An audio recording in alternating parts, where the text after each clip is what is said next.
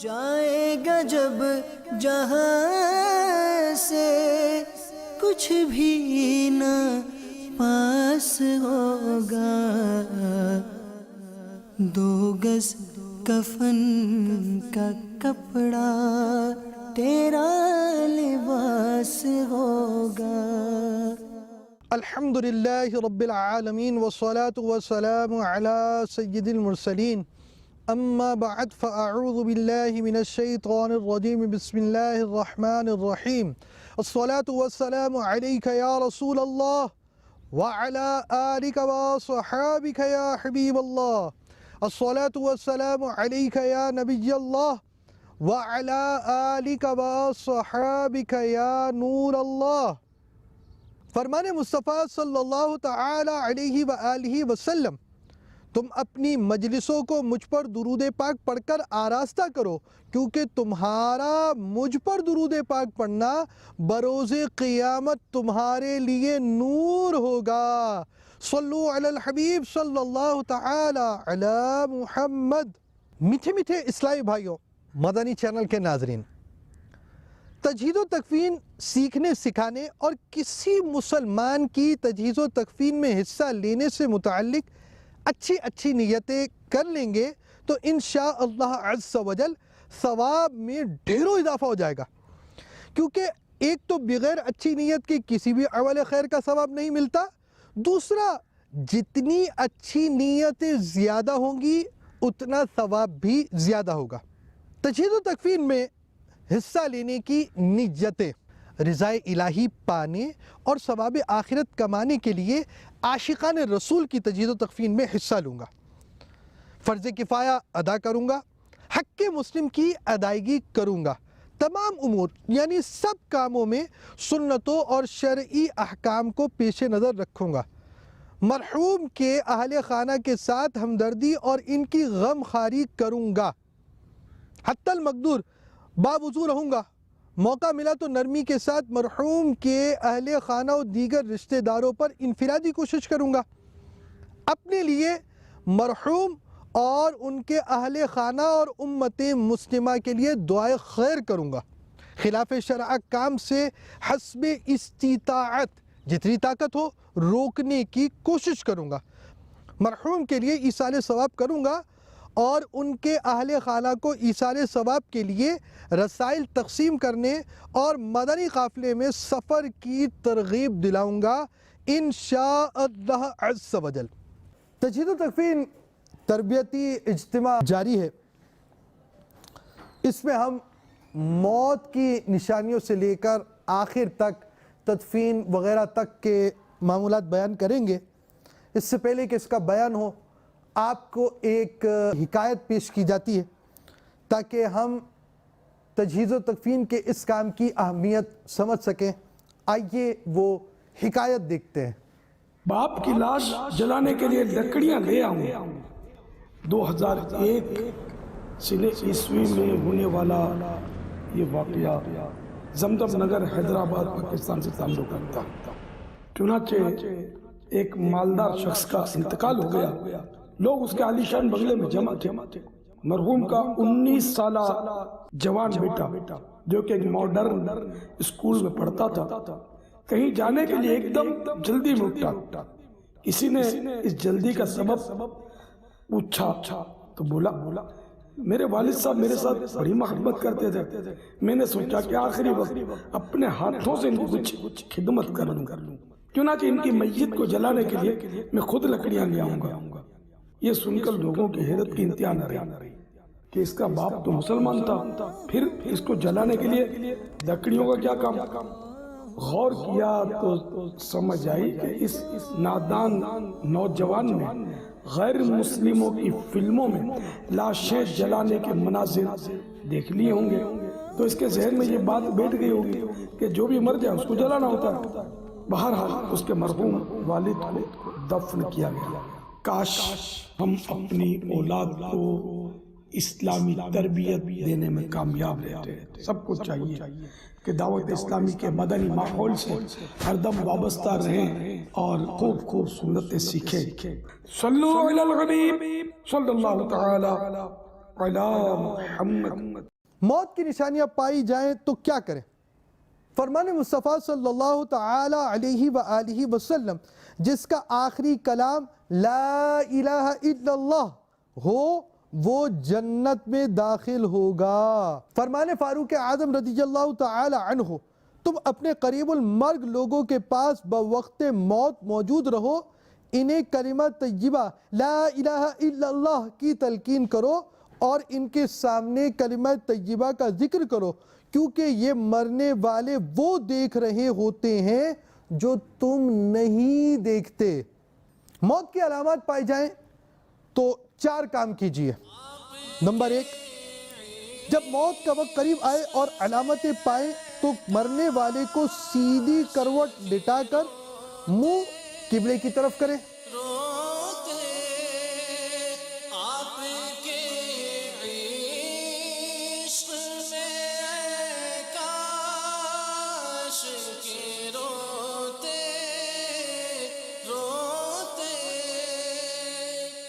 یہ نکل جائے میری جان مدینے والے آپ کے.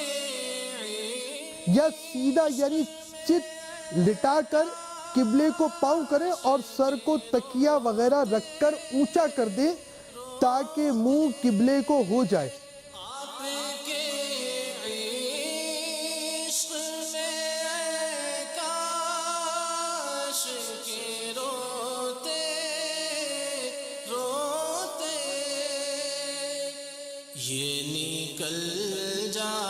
اور اگر قبلے کو منہ کرنا دشوار ہو اور تکلیف ہوتی ہو تو جس حالت پر ہے اس پر رہنے دیں. نمبر 2، خوشبو کے لیے لوبان یا اگربتیاں سلگا دیں.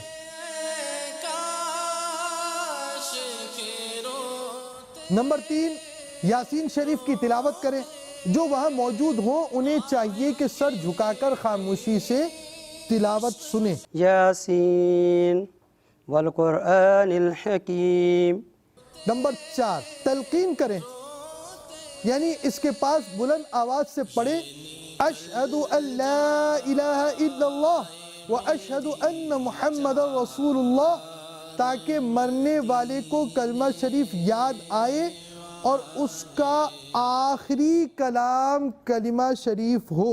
اشہد ان لا الہ الا اللہ و اشہد ان محمد رسول اللہ. اشہد ان لا الہ الا اللہ و اشہد ان محمد رسول اللہ.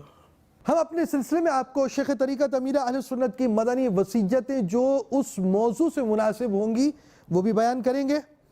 امیر اہل سنت کی مدنی وصیت نمبر 1، اگر عالم نزاع میں پائیں تو اس وقت کا ہر کام سنت کے مطابق کریں. ممکنہ صورت میں سیدھی کروٹ لٹا کر چہرہ قبلہ رو کریں. یاسین شریف بھی سنائیں اور کلمہ طیبہ سینے پر دم آنے تک مسلسل با آواز پڑھا جائے.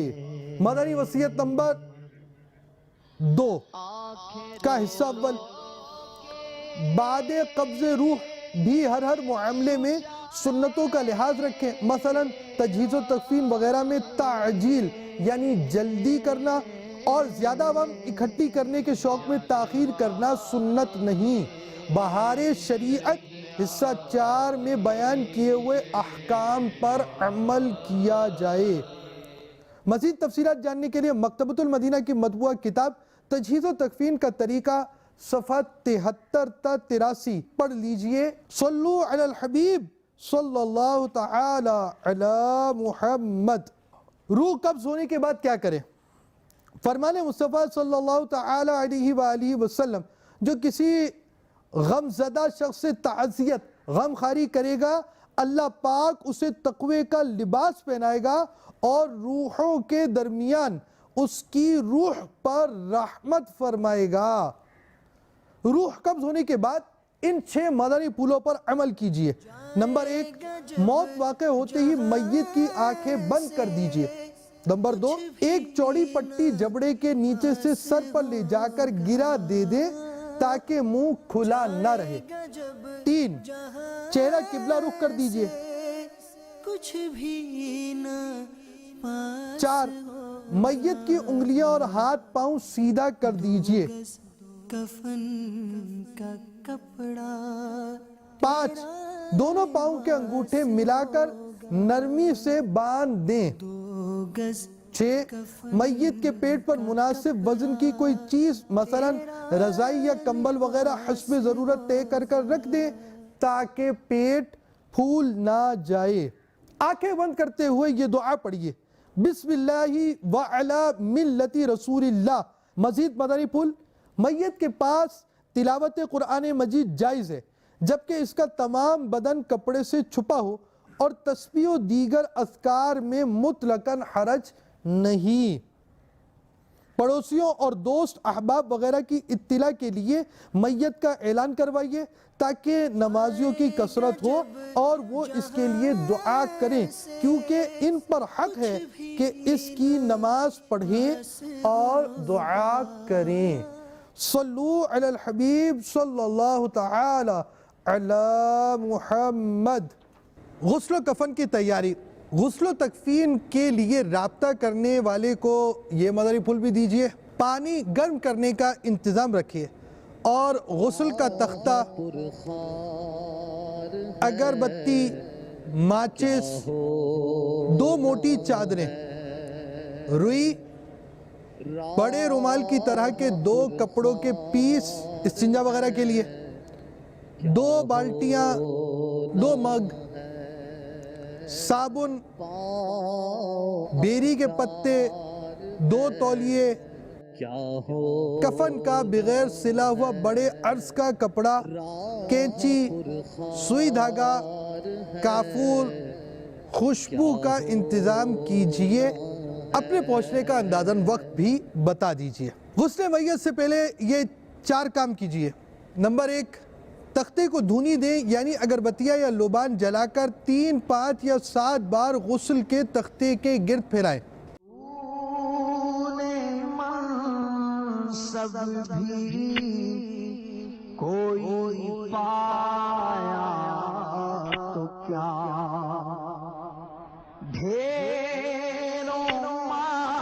نمبر 2، میت کو تختے پر لٹائیں۔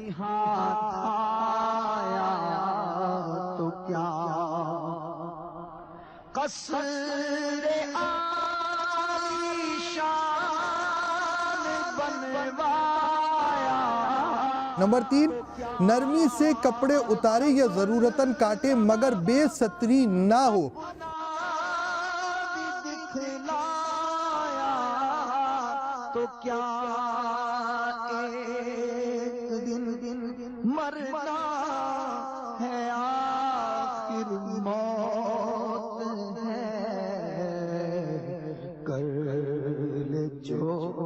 نمبر 4، ناف سے گھٹنوں کے نیچے تک گہرے رنگ کے موٹے کپڑے سے بدن چھپائیں۔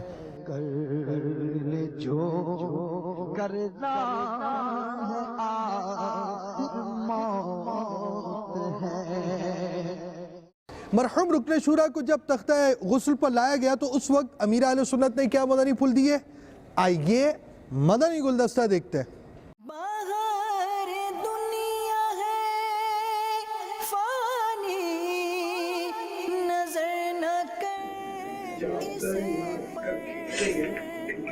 جس میں کوئی نقصان پہنچے گا، اس طرح کی قسم کا چادر سمیت 40 کلومیٹر نہیں آج ہم نہیں کٹائے گا، جو نکل سکتا ہے وہاں سے بھی نکال دیا جائے، باقی کپڑا بعد میں پھینک نہیں سکتے، اس کو اگر تلب سے تو پاک کرنا پڑے گا۔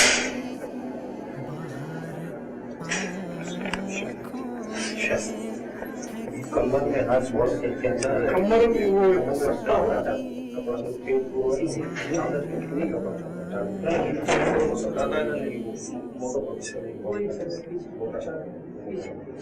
خالی سی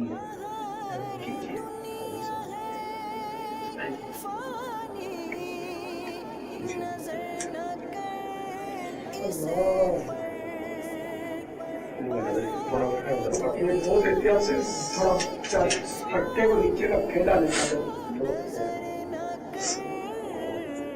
کمر پر اسی ترکیب سے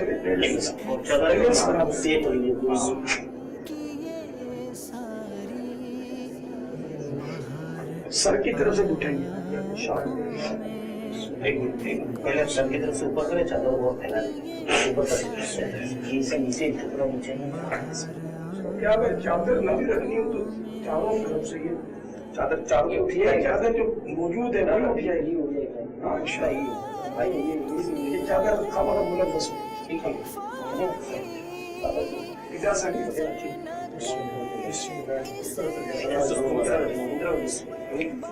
اجازت پگ رکھی ایسا لے لو بسم اللہ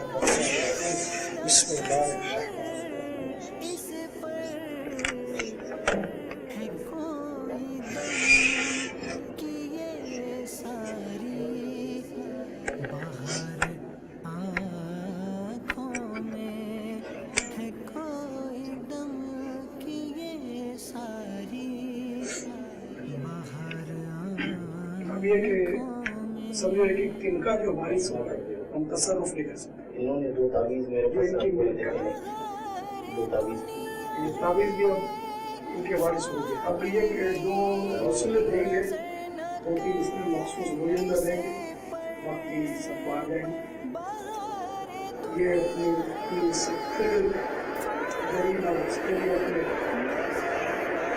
چادریں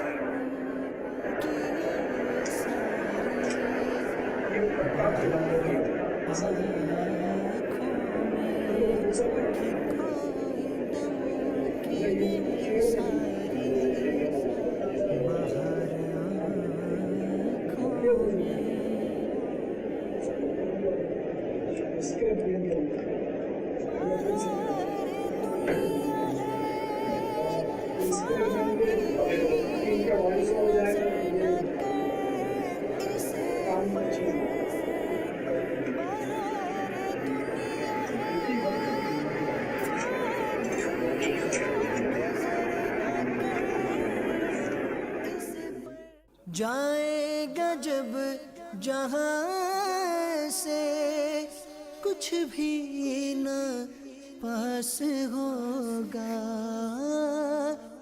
جائے گا جب جہاں سے کچھ بھی نہ پاس ہوگا دو گز کفن کا کپڑا تیرا لباس ہوگا. مزید تفصیل جاننے کے لیے مکتبۃ المدینہ کی مطبوعہ کتاب تجہیز و تکفین کا طریقہ صفحات 73 تا 83 پیج 73 to 83 پڑھ لیجئے. صلو علی الحبیب صلی اللہ تعالی علی محمد. پانی کی تفصیل. مستعمل پانی کسے کہتے ہیں؟ جو پانی وضو یا غسل کرنے میں بدن سے گرا وہ پاک ہے، مگر چونکہ اب استعمال ہو چکا لہذا اس سے وضو اور غسل جائز نہیں. یوں ہی اگر بے وضو شخص کا ہاتھ یا انگلی یا پورا یا ناخن یا بدن کا کوئی ٹکڑا جو وضو میں دھویا جاتا ہو بقصد یعنی جان بوجھ کر یا بلا قصد یعنی بے خیالی میں دردر 225 اسکوائر فٹ سے کم پانی میں بے دھوئے ہوئے پڑ جائے تو وہ پانی وضو اور غسل کے لائق نہ رہا. یہ 3D کے اندر آپ کو اس کی وضاحت دکھائی جا رہی ہے، یعنی آپ سمجھے آپ کی کیلکولیشن 225 ہونی چاہیے. اسکیل جو ہے 12 انچ کا، یہ اسکیل 12 انچ کا ہے جو کہ 1 فٹ ہے، اور اس طرح ریزلٹ کیلکولیشن 225 اسکوائر فٹ بن رہی ہوگی. اس چورس یا ریکٹینگل مستطیل یا اسکوائر جو ہے کنویں کے اندر یہ وضو اور غسل کیا جا سکے گا. اور اس کے اندر مزید بھی تفصیلات ہیں. گول دائرے کے تعلق سے سرکمفیرنس یعنی گولائی 53.1735 فٹ اور ڈایامیٹر ایک دیوار سے دوسری دیوار کا فاصلہ 16.92565 فٹ. یاد رہے کہ 1 فٹ 12 انچ کا ہوتا ہے۔ مزید مدنی پھولوں کا بھی سلسلہ جاری ہے۔ اسی طرح جس شخص پر نہانا فرض ہے اس کے جسم کا کوئی بے دھلا ہوا حصہ دردہ سے کم پانی سے چھو جائے تو وہ پانی وضو اور غسل کے کام کا نہ رہا۔ اگر دھلا ہوا ہاتھ یا بدن کا کوئی حصہ پڑ جائے تو حرج نہیں۔ تفصیل جاننے کے لیے مکتبۃ المدینہ کی کتاب تجہیز و تکفین کا طریقہ صفحہ 305 تا 308 305 to 308 پڑھ لیجئے اور سلسلہ وضو کا طریقہ دیکھ لیجئے۔ غسل میت میں اسراف سے بچنے اور پانی کم خرچ کرنے کے لیے مدنی پھول۔ اسراف شیطانی کام ہے۔ حضرت سیدنا انس رضی اللہ تعالی عنہ سے روایت ہے، وضو میں بہت سا پانی بہانے میں کچھ خیر یعنی بھلائی نہیں اور وہ کام شیطان کی طرف سے ہے۔ میت کو غسل دیتے وقت بھی پانی استعمال کرنے میں انتہائی محتاط انداز اپنائیے اور اسراف سے بچنے کی ہر ممکن کوشش کیجیے، ورنہ بے توجہی میں بہت سارا پانی ضائع ہوگا۔ غسل میت کے لیے لوٹا استعمال کیجیے۔ فوارے، شاور یا پائپ سے غسل دینا پڑ جائے تو پانی کا بہاؤ مناسب رکھیے۔ اور اب 3 بار دھونے کی حاجت بھی نہیں کہ بہتے پانی میں عضو دھوتے وقت تھوڑا سا توقف یعنی ذرا سی دیر پانی بہائے رکھیں کہ تسلیس 3 مرتبہ کی سنت ادا ہو جائے گی۔ غسل میت میں گٹوں تک ہاتھ دھلانا، کلی، ناک میں پانی ڈالنا وغیرہ نہیں ہے، لہذا اس سے بچے۔ میت کے دانتوں، مسوڑوں اور ناک کے نتنوں وغیرہ میں روئی کی پھریری سے صاف کرنے کے لیے لوٹے سے تھوڑا سا پانی کافی ہے۔ حسب ضرورت روئی بھگوئیں اور کام میں لائیں۔ ہتھیلی میں روئی رکھ کر اوپر سے پانی بہانے میں پانی زیادہ خرچ ہوگا۔ کسی برتن، بالٹی، ٹب وغیرہ میں محتاط اندازے سے اتنا ہی پانی لیں جس سے سنت کے مطابق غسل ہو جائے۔ استنجا کراتے وقت نجاست نہ ہونے کی صورت میں تھوڑا پانی کفایت کرتا ہے۔ امیر اہل سنت فرماتے ہیں، غور و فکر کیجئے کہ ایسی صورت متعین یعنی مقرر ہو جائے کہ وضو اور غسل بھی سنت کے مطابق ہو اور پانی بھی کم سے کم خرچ ہو۔ اپنے آپ کو ڈرائیے کہ قیامت میں ایک ایک ذرے اور قطرے قطرے کا حساب ہونا ہے۔ مزید معلومات کے لیے شیخ طریقت امیر اہل سنت کے رسالے وضو کا طریقہ کا مطالعہ فرمائیے۔ تجہیز و تکفین کا طریقہ صفحہ 309 تا 311 کا مطالعہ کیجئے۔ 309 to 311 اردو تجہیز و تکفین کا مطالعہ فرمائیے۔ صلو علی الحبیب صلی اللہ تعالی علی محمد۔ غسل میت، فرمان مصطفیٰ صلی اللہ تعالی علیہ وآلہ وسلم، لذتوں کو مٹانے والی یعنی موت کو کثرت سے یاد کرو۔ غسل میت کے 7 مراحل۔ نمبر 1، استنجا کرانا۔ استنجا کروانے والا اپنے ہاتھ پر کپڑا لپیٹ لے۔ میت کے وضو میں چونکہ کلی اور ناک میں پانی ڈالنا نہیں، لہذا روئی بھگو کر دانتوں، مسوڑوں، ہونٹوں اور نتنوں پر پھیرنا۔ نمبر 2، وضو کرانا یعنی 3 بار چہرہ، 3 بار کونیوں سمیت دونوں ہاتھ دھلانا، 1 بار پورے سر کا مسح کرنا، 3 بار دونوں پاؤں دھلانا۔ نمبر 3، داڑھی اور سر کے بال دھونا۔ نمبر 4، میت کو الٹی کروٹ پر لٹا کر سیدھی کروٹ دھونا۔ نمبر 5، میت کو سیدھی کروٹ پر لٹا کر الٹی کروٹ دھونا۔ نمبر 6، پیٹھ سے سہارا دیتے ہوئے بٹھا کر نرمی سے پیٹ کے نیچے حصے پر ہاتھ پھیرنا۔ سطر کے مقام پر نہ نظر کر سکتے نہ بغیر کپڑے کے چھو سکتے۔ نمبر 7، سر سے پاؤں تک کافور کا پانی بہانا۔ کافور ملے پانی کا 1 مگ کافی ہے۔ تفصیل اسلامی بھائیوں کے غسل میت کا طریقہ۔ اگر بتیاں یا لوبان جلا کر 3 یا 5 یا 7 بار غسل کے تختے کو دھونی دیں۔ یعنی اتنی بار تخت کے گرد پھیرائیں فرما الہی تو بڑا غفار ہے، مغفرت فرما الہی تو بڑا، تخت پر میت کو اس طرح لٹائے جیسے قبر میں لٹاتے ہیں، مغفرت فرما الہی تو بڑا غفار ہے۔ ناف سے گھٹنوں سمیت کپڑے سے چھپا دے۔ آج کل غسل کے دوران سفید کپڑے اڑاتے ہیں اور اس پر پانی لگنے سے میت کے سطر کی بے پردگی ہوتی ہے، لہذا کتھئی یا گہرے رنگ کا اتنا موٹا کپڑا ہو کہ پانی پڑنے سے سطر نہ چمکے، کپڑے کی 2 تہہ کرنے تو زیادہ بہتر ہے۔ زار ہے رات دن پھر بھی گناہوں کا گرم بازار ہے، غلبہ شیطان پردے کی تمام تر احتیاط اور نرمی سے میت کا لباس اتار لیں۔ اتوار ہے، موت کے جھٹکوں پہ جھٹکے آ رہے۔ اب نہلانے والا اپنے ہاتھ پر کپڑا لپیٹ کر پہلے دونوں طرف استنجا کروائے، یعنی پانی سے دھوئے۔ کے عالم میں گھرا بیمار ہے، پھر نماز جیسا وضو کروائے۔ میت کے وضو میں پہلے گٹوں تک ہاتھ دھونا، کلی کرنا اور ناک میں پانی ڈالنا نہیں ہے، البتہ کپڑے یا روئی کی پھریری بھگو کر دانتوں، مسوڑوں، ہونٹوں اور نتنوں سے پھیر دے۔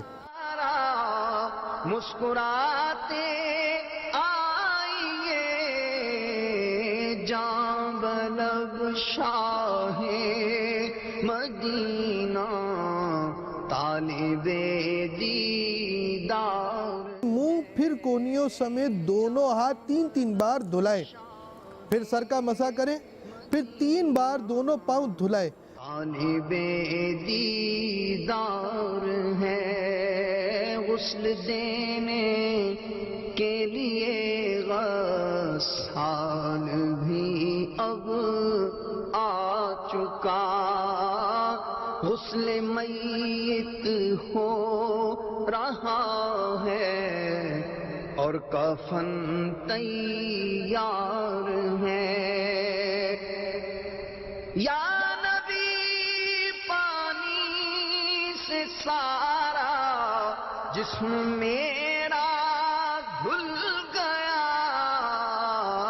نامہ اعمال کو بھی غسل اب درکار ہے، لاد کر کندھوں پہ احبابا، پھر سر یا داڑھی کے بال ہوں تو دھوئیں، صابن یا شیمپو استعمال کر سکتے ہیں۔ سے تدفین کے گہرا گڑھا تیار ہے۔ اب بائیں یعنی الٹی کروٹ پر لٹا کر بیری کے پتوں کا جوش دیا ہوا جو اب نیم گرم رہ گیا ہو، اور یہ نہ ہو تو خالص نیم گرم پانی سر سے پاؤں تک بہائیں کہ تختے تک پہنچ جائے۔ کوئی رشتے دار ہے خواب میں بھی ایسا پھر سیدھی کروٹ لٹا کر اسی طرح کریں۔ کھانا تھا جیسا اندھیرا ہماری قبر میں سر، پھر ٹیک لگا کر بٹھائیں اور نرمی کے ساتھ نیچے کو پیٹ کے نچلے حصے پر ہاتھ پھیریں اور کچھ نکلے تو دھو ڈالیں۔ قبر روشن کیجئے یا رسول اللہ۔ دوبارہ وضو اور غسل کی حاجت نہیں، پھر آخر میں سر سے پاؤں تک کافور کا پانی بہائیں، پھر کسی پاک کپڑے سے بدن آہستہ سے پوچھ دے۔ کی تو منبع انوار ہے، ذات بے شک ایک مرتبہ سارے بدن پر پانی بہانا فرض ہے اور 3 مرتبہ سنت۔ غسل میت میں بے تحاشا پانی نہ بہائیں، آخرت میں ایک ایک قطرے کا حساب ہے، یہ یاد رکھیں۔ صلو علی الحبیب صلی اللہ تعالی علی محمد۔ اسلامی بہنوں کے غسل میت میں اضافہ، کیل، بندے یا کوئی اور زیور بھی نرمی سے اتار لیں۔ صابن یا شیمپو یا دونوں استعمال کیے جا سکتے ہیں، لیکن ان کے زیادہ استعمال سے بالوں میں الجھاؤ پیدا ہوتا ہے، لہذا بیری کے پتوں کا جوش دیا ہوا پانی کافی ہے، پھر سر دھوئیں۔ مزید مدنی پھول، میت کے غسل و کفن اور دفن میں جلدی چاہیے کہ حدیث میں اس کی بہت تاکید آئی ہے۔ مفسر شہیر حکیم الامت حضرت مفتی احمد یار خان رحمت اللہ تعالی علیہ فرماتے ہیں، حتی الامکان دفن میں جلدی کی جائے، بلا ضرورت دیر لگانا سخت ناجائز ہے کہ اس میں میت کے پھولنے پھٹنے اور اس کی بے حرمتی کا اندیشہ ہے۔ 1 مرتبہ سارے بدن پر پانی بہانا فرض ہے اور 3 مرتبہ سنت۔ جہاں غسل دیں مستحب یہ ہے کہ پردہ کر لیں کہ سوائے نہلانے والوں اور مددگاروں کے دوسرا نہ دیکھے۔ جائے گا جب جہاں سے کچھ بھی نہ پاس ہوگا، 2 گز کفن کا کپڑا تیرا لباس ہوگا، 2 گز کفن کا کپڑا تیرا لباس ہوگا۔ نہلاتے وقت خواہ اس طرح لٹائے جیسے قبر میں رکھتے ہیں یا قبلے کی طرف پاؤں کر کر، یا جو آسان ہو کریں۔ بہتر یہ ہے کہ نہلانے والا میت کا سب سے زیادہ قریبی رشتہ دار ہو، وہ نہ ہو یا نہلانا نہ جانتا ہو تو کوئی اور شخص جو امانت دار اور پرہیزگار ہو۔ نہلانے والے کے پاس خوشبو سلگانا مستحب ہے، اگر میت کے بدن سے بو آئے تو اسے پتہ نہ چلے ورنہ گھبرائے گا۔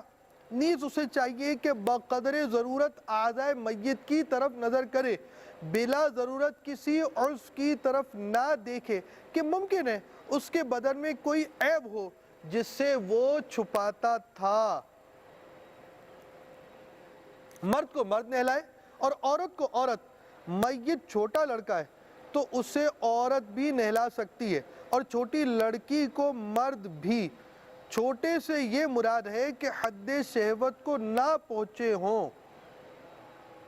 میت کی داڑھی یا سر کے بال میں کنگھا کرنا یا ناخن تراشنا یا کسی جگہ کے بال مونڈنا یا کترنا یا اکھاڑنا ناجائز و مکروہ تحریمی ہے، بلکہ حکم یہ ہے کہ جس حالت پر ہے اسی حالت میں دفن کر دیں۔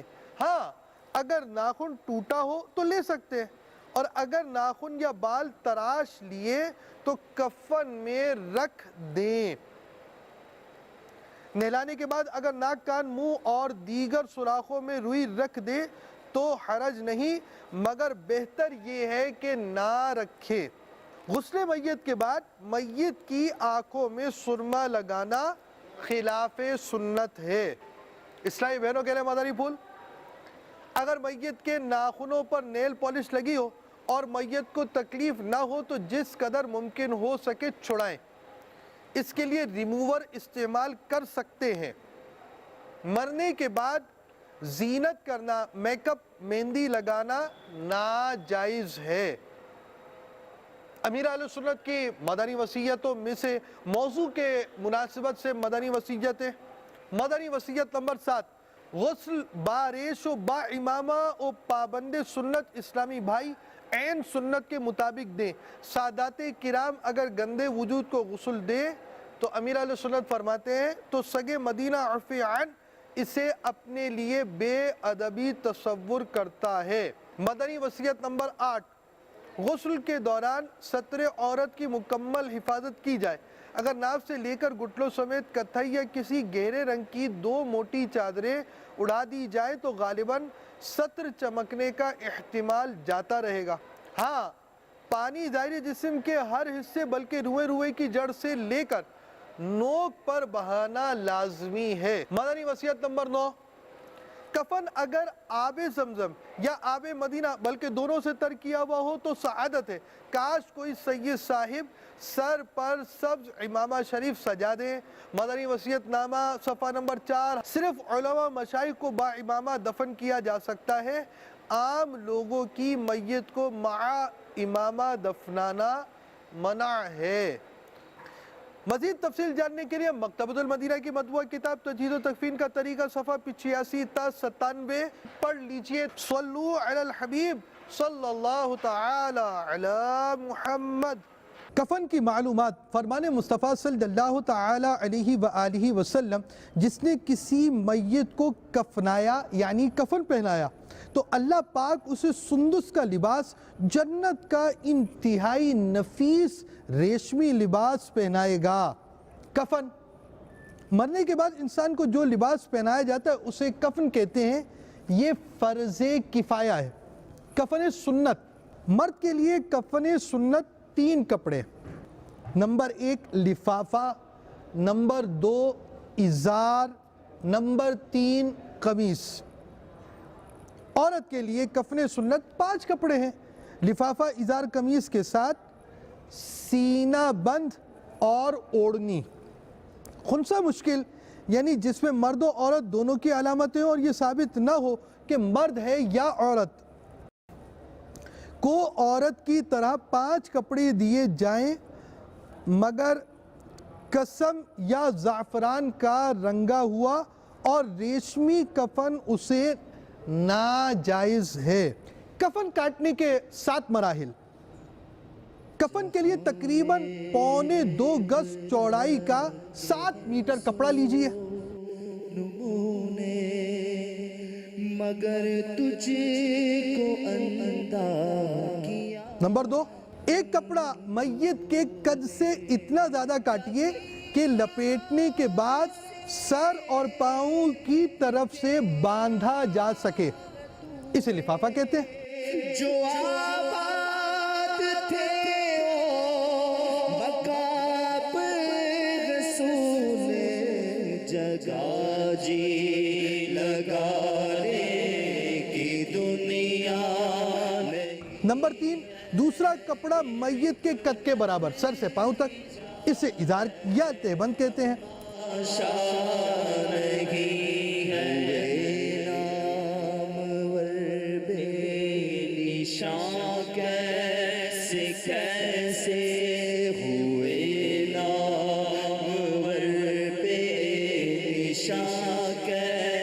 نمبر 4، قمیص۔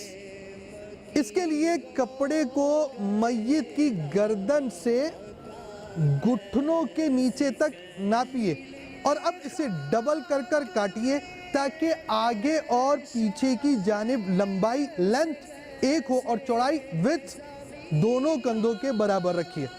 اس میں چاک اور آستین نہیں، جو آپ کے بٹنز لگتے ہیں اس کو چاک کہا جاتا ہے، اس میں چاک نہیں ہوتا، اور اس کے ساتھ ساتھ یہ آستینیں جو ہاتھ کی ہوتی ہیں وہ بھی نہیں ہوں گی۔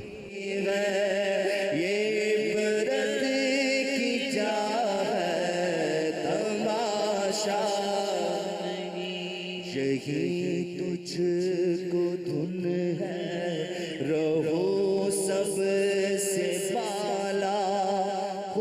مرد کی قمیص یعنی کفنی میں گلا بنانے کے لیے درمیان سے کندھوں کی جانب تجھ کو دھن ہے رہو سب سے بالا، ہو زینت نرانی، ہو فیشن نرا، جیا کرتا ہے کیا یوں ہی مرنے والا۔ اور عورت کی قمیص سے سینے کی جانب اتنا چیرا یعنی کٹ لگایا جائے کہ قمیص پہنتے وقت گردن سے بآسانی گزر جائے۔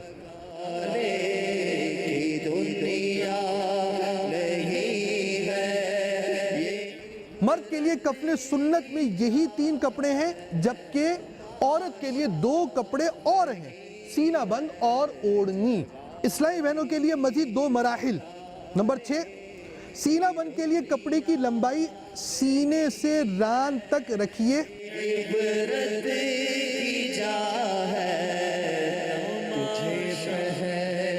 بچپن نے برسوں کھلایا، جوانی نے پھر تجھ کو مجنوں بنایا۔ اوڑھنی کے لیے کپڑے کی لمبائی لینتھ میں اتنا کاٹیے کہ آدھی پشت، ہاف بیک، کمر کے نیچے سے لے کر سر سے لا کر چہرہ ڈھانپ کر سینے تک آ جائے۔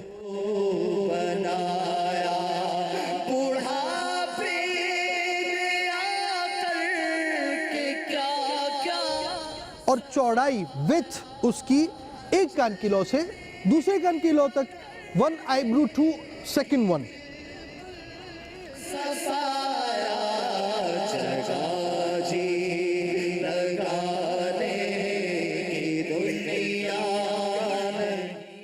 اور یہ عموماً 1.5 گز 1.5 یارڈ ہوتی ہے۔ اسے قمیص کی چوڑائی سے بچنے والے کپڑے سے بھی بنایا جا سکتا ہے۔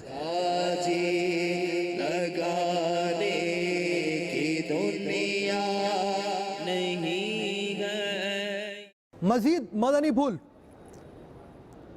کفن اچھا ہونا چاہیے، یعنی مرد عیدین و جمعہ کے لیے جیسے کپڑے پہنتا تھا اور عورت جیسے کپڑے پہن کر میکے جاتی تھی اس قیمت کا ہونا چاہیے۔ حدیث میں ہے مردوں کو اچھا کفن دو کہ وہ باہم ملاقات کرتے اور اچھے کفن سے تفاخر کرتے یعنی خوش ہوتے ہیں۔ سفید کفن بہتر ہے کہ نبی اکرم صلی اللہ تعالی علیہ وسلم نے فرمایا اپنے مردے سفید کپڑوں میں کفناؤ۔ جو نابالغ حد شیبت کو پہنچ گیا وہ بالغ کے حکم میں، یعنی بالغ کو کفن میں جتنے کپڑے دیے جاتے ہیں اسے بھی دیے جائیں، اور اس سے چھوٹے لڑکے کو 1 کپڑا ازار اور چھوٹی لڑکی کو 2 کپڑے ازار اور لفافہ دے سکتے ہیں، اور لڑکے کو بھی 2 کپڑے لفافہ اور ازار دیے جائیں تو اچھا ہے، اور بہتر یہ ہے کہ دونوں کو پورا کفن دیا جائے اگرچہ 1 دن کا بچہ ہو۔ امیر اہل سنت کی مدنی وصیت جو اس موضوع سے متعلق ہوتی ہے وہ بھی ہم آپ کو بتا رہے ہیں۔ آپ نے مدنی وصیت فرمائی کفن مسنونہ خود سگے مدینہ عرف عن کے پیسوں سے ہو، حالت فقر کی صورت میں کسی صحیح العقیدہ سنی کے مال حلال سے لیا جائے۔ کفن اگر آب زمزم یا آب مدینہ بلکہ دونوں سے تر کیا ہوا ہو تو سعادت ہے۔ مزید تفصیلات جاننے کے لیے مکتبۃ المدینہ کی مطبوعہ کتاب تجہیز و تکفین کا طریقہ صفحہ 98 تا 107 98 to 107 پڑھ لیجئے۔ صلو علی الحبیب صلی اللہ تعالی علی محمد۔ کفن پہنانے کا طریقہ ایک حدیث میں ہے جو رات دن میں 20 مرتبہ موت کو یاد کرتا ہو اسے شہیدوں کے ساتھ اٹھایا جائے گا۔ کفن پہنانے کی نیتیں رضا الہی پانے اور ثواب آخرت کمانے کے لیے میت کو کفن پہناؤں گا، فرض کفایہ ادا کروں گا، ضرورتاً تکفین یعنی کفن پہنانے سے قبل معاونین کو کفن پہنانے کا طریقہ اور سنتیں بتاؤں گا، تختہ غسل سے کفن پر رکھتے ہوئے انتہائی احتیاط اور نرمی برتوں گا، اور اس وقت ستر پوشی کا خاص خیال رکھوں گا۔ سینے پر لا الہ الا اللہ محمد رسول اللہ صلی اللہ تعالی علیہ وآلہ وسلم لکھوں گا۔ میت کی پیشانی پر انگشت شہادت یعنی شہادت کی انگلی سے بسم اللہ الرحمن الرحیم بغیر سیاہی سے لکھوں گا۔ عطر یا خوشبو لگاؤں گا۔ آب زمزم میسر ہونے کی صورت میں کفن اور چہرے پر چھڑکوں گا۔ کفن پہنانے کے 9 مراحل۔ نمبر 1، کفن کو دھونی دینا۔ سے کنارہ نمبر 2، کفن باندھنے کے لیے دھجیاں رکھنا کہ جس کے ذریعے باندھا جاتا ہے۔ کفن بچھانا، سب سے پہلے لفافہ یعنی بڑی چادر، پھر ازار یعنی اس سے چھوٹی چادر قد کے برابر، پھر قمیض بچھانا۔ یا رب عورت کے کفن میں سب سے پہلے سینہ بند، سے پھر لفافہ، میں کروں پھر ازار، یا رب پھر اوڑھنی نیک کب اے اور پھر قمیص بچھے گی۔ اللہ بنوں گا۔ میت کو کفن پر رکھنا، نرمی سے رکھیے، اب بھی بے ستری نہ ہونے پائے۔ میرے اللہ شہادت کی انگلی سے سینے پر پہلا کلمہ، دل پر یا رسول اللہ لکھنا۔ یاد رہے کہ یہ لکھنا روشنائی سے نہ ہو۔ قمیض پہنانا، پیشانی پر شہادت کی انگلی سے بسم اللہ الرحمن الرحیم لکھنا۔ ناف و سینے کے درمیانی حصہ کفن پر مشائخ کے نام لکھنا۔ عورت کو قمیض پہنا کر اس کے بال 2 حصے کر کر سینے پر ڈالنا۔ میں شفا پاؤں گا۔ پھر اوڑھنی پہنانا۔ اعضائے سجود یعنی جن اعضاء پر سجدہ کیا جاتا ہے ان پر کافور لگانا۔ پھر تہبند الٹی جانب سے پھر سیدھی جانب سے لپیٹے۔ بیمار مدین لفافہ یعنی بڑی چادر پہلے الٹی طرف سے پھر سیدھی طرف سے لپیٹنا۔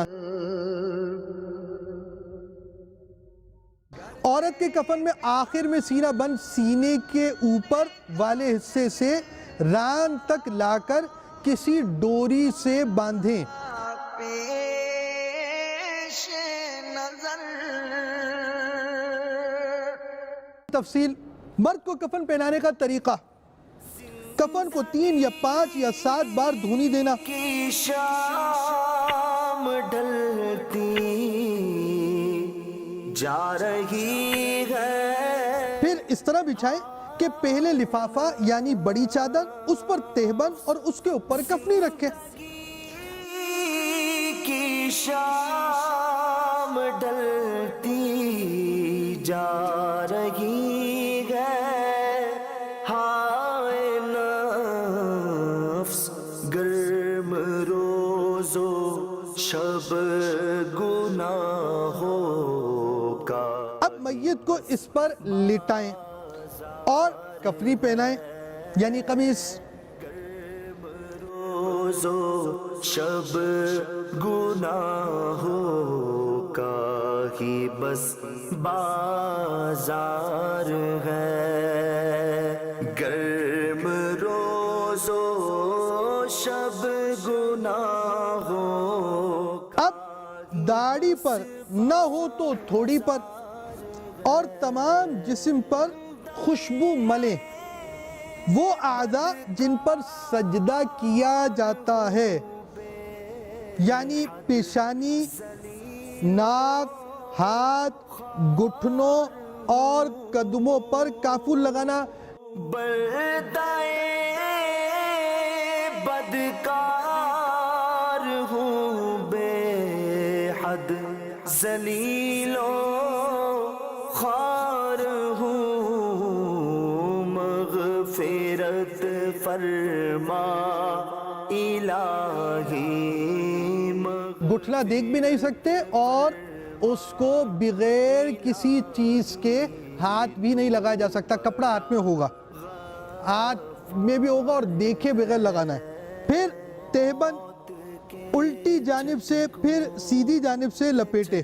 کے آ رہے ہیں المدد سخت بے چینی. اب آخر میں لفافہ بھی اسی طرح پہلے الٹی جانب سے پھر سیدھی جانب سے لپیٹے تاکہ سیدھا اوپر رہے. اب سرے بالی خدا را مسکرا.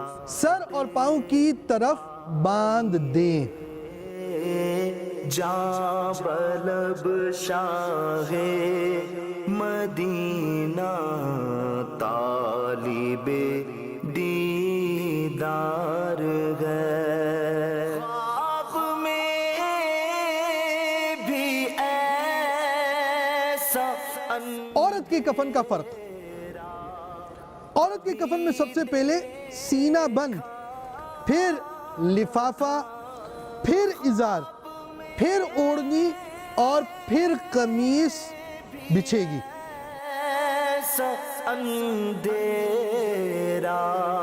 کبھی دیکھا نہ تھا، جیسا اندھیرا ہماری قبر میں سرکار ہے. جیسا اندھیرا ہماری قبر میں سرکار ہے. یا رسول اللہ آ کر قبر رو. اب میت کو اس پر لٹائیں اور کفنی پہنائیں. اب اس کے بالوں کے 2 حصے کر کر کفنی کے اوپر سینے پر ڈال دیں اور اوڑھنی کو آدھی پیٹھ کے نیچے بچھا کر سر پر لا کر منہ پر نقاب کی طرح ڈال دیں کہ سینے پر رہے. مدینہ آ چکے منکر نکیر ہو کرم للہ بندہ بے کسو. اس کا طول آدھی پچھ سے نیچے تک اور عرض یعنی اس کی لمبائی آدھی پیٹھ سے یوں سینے تک آئے گی اور چوڑائی عرض ایک کان کی لو سے دوسرے کان کی لو تک. بعض لوگ اوڑھنی اس طرح اڑا دیتے ہیں جس طرح عورت زندگی میں دوپٹہ اڑتی ہے. یہ خلاف سنت ہے. عورت کے کفن میں آخر میں سینہ بند سینے کے اوپر والے حصے سے ران تک لا کر کسی ڈوری سے باندھیں. شفاعت کیجئے آپ کی نظر کرم ہوگی تو بیڑا پار ہے. یا نبی عطار کو جنت میں دے اپنا جواں. سیتا صدیق کا جو تیرا یار غار ہے. آج کل عورتوں کے کفن میں بھی لفافہ ہی آخر میں رکھا جاتا ہے، تو اگر کفنی کے بعد سینہ بند رکھا جائے تو بھی کوئی مذائقہ نہیں، مگر افضل یہ ہے کہ سینہ بند سب سے آخر میں ہو. مزید مدنی پھول. میت کے دونوں ہاتھ کروٹوں میں رکھیں، سینے پر نہ رکھیں کہ یہ کفار کا طریقہ ہے. بعض جگہ ناف کے نیچے اس طرح رکھتے جیسے نماز کے قیام میں، یہ بھی نہ کریں. موضوع کے مناسبت سے امیر اہل سنت کی مدنی وصیتیں. امیر اہل سنت کی مدنی وصیت نمبر 10. بعد غسل میت کفن میں چہرہ چھپانے سے قبل پہلے پیشانی پر انگشت شہادت، پہلی انگلی جو ہوتی ہے اس سے بسم اللہ الرحمن الرحیم لکھیے مدنی وصیت نمبر 11 اسی طرح سینے پر لا الہ الا اللہ محمد الرسول اللہ صلی اللہ تعالی علیہ وآلہ وسلم. مدنی وصیت نمبر 12 دل کی جگہ پر یا رسول اللہ صلی اللہ تعالی علیہ وآلہ وسلم. مدنی وصیت نمبر 13 ناف اور سینے کے درمیانی حصہ کفن پر یا غوث اعظم دستگیر رضی اللہ تعالی عنہ یا امام ابو حنیفہ رضی اللہ تعالی عنہ یا امام احمد رضا رضی اللہ تعالی عنہ یا شیخ ضیاء الدین رضی اللہ تعالی عنہ شہادت کی انگلی سے لکھے. مدنی وصیت نمبر 14 نیز ناف کے اوپر سے لے کر سر تک تمام حصہ کفن پر علاوہ پشت کے مدینہ مدینہ لکھا جائے. یاد رہے یہ سب کچھ روشنائی سے نہیں صرف شہادت کی انگلی سے لکھنا ہے اور زہ نصیب کوئی سید صاحب لکھے. مدنی وصیت نمبر 15 دونوں آنکھوں پر مدینہ منورہ زادہ اللہ شرفاً و تعظیمہ کی کھجور کی گٹھلیاں رکھ دی جائیں. مزید تفصیل جاننے کے لیے مکتبۃ المدینہ کی مطبوعہ کتاب تجہیز و تکفین کا طریقہ صفحہ 98 تا 107 98 to 107 پڑھ لیجئے. صلو علی الحبیب صلی اللہ تعالی علی محمد. نماز جنازہ. حضرت سیدنا داود علی نبی جناب علیہ السلام نے بارگاہ خداوندی میں عرض کی یا اللہ عز و جل جس نے محض تیری رضا کے لیے جنازے کا ساتھ دیا اس کی جزا کیا ہے؟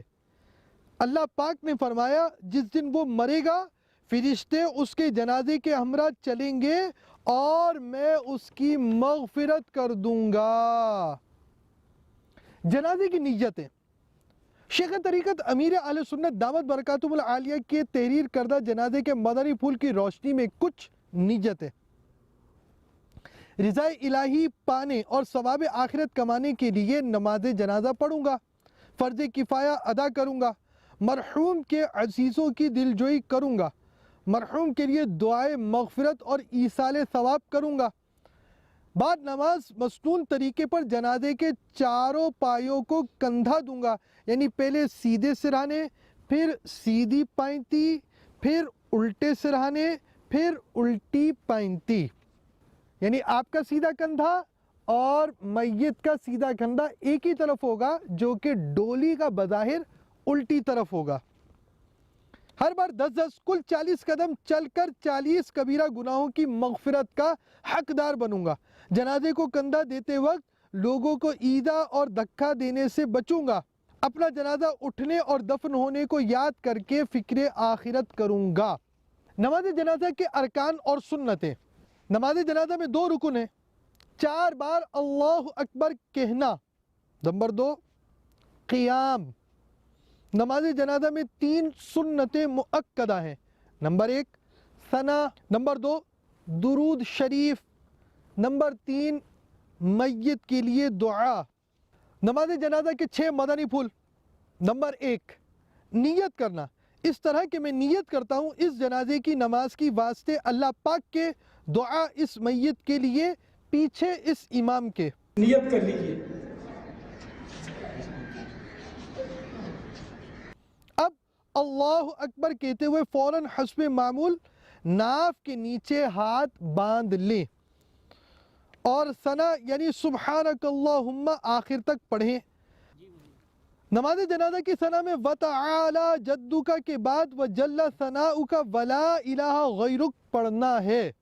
اللہ اکبر.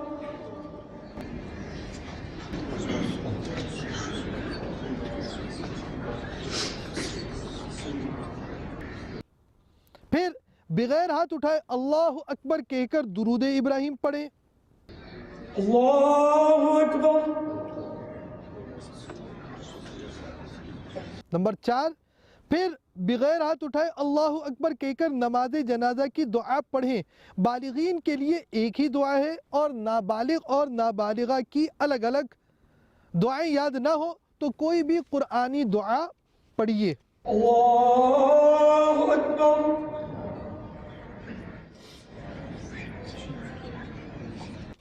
نمبر 5 پھر بغیر ہاتھ اٹھائے اللہ اکبر کہہ کر دونوں ہاتھ لٹکا دیں۔ نمبر 6، پھر دونوں طرف سلام پھیر دیں۔ اللہ اکبر، السلام علیکم ورحمۃ اللہ، السلام علیکم ورحمۃ اللہ۔ مزید مدنی پھول، حضرت سیدنا مالک بن انس رضی اللہ تعالی عنہ کو بعد وفات کسی نے خواب میں دیکھ کر پوچھا ما فعل اللہ بک، یعنی اللہ پاک نے آپ کے ساتھ کیا سلوک کیا؟ کہا ایک کلمے کی وجہ سے بخش دیا، جو حضرت سیدنا عثمان غنی رضی اللہ تعالی عنہ جنازہ دیکھ کر کہا کرتے تھے۔ وہ کلمہ یہ ہے سبحان الحی الذی لا یموت، یعنی وہ ذات پاک ہے جو زندہ ہے، اسے کبھی موت نہیں آئے گی۔ لہذا میں بھی جنازہ دیکھ کر یہی کہا کرتا، یہ کلمہ کہنے کے سبب اللہ پاک نے مجھے بخش دیا۔ میت کے تعلق سے نماز جنازہ کی 7 شرطیں۔ نماز جنازے میں میت سے تعلق رکھنے والی 7 شرطیں یہ ہیں۔ نمبر 1، میت کا مسلمان ہونا۔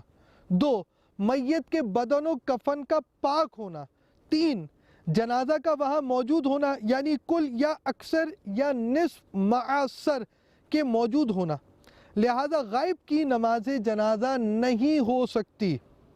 نمبر 4، جنازہ زمین پر رکھا ہونا یا ہاتھ پر ہو مگر قریب ہو، اگر جانور وغیرہ پر لدا ہو نماز نہ ہوگی۔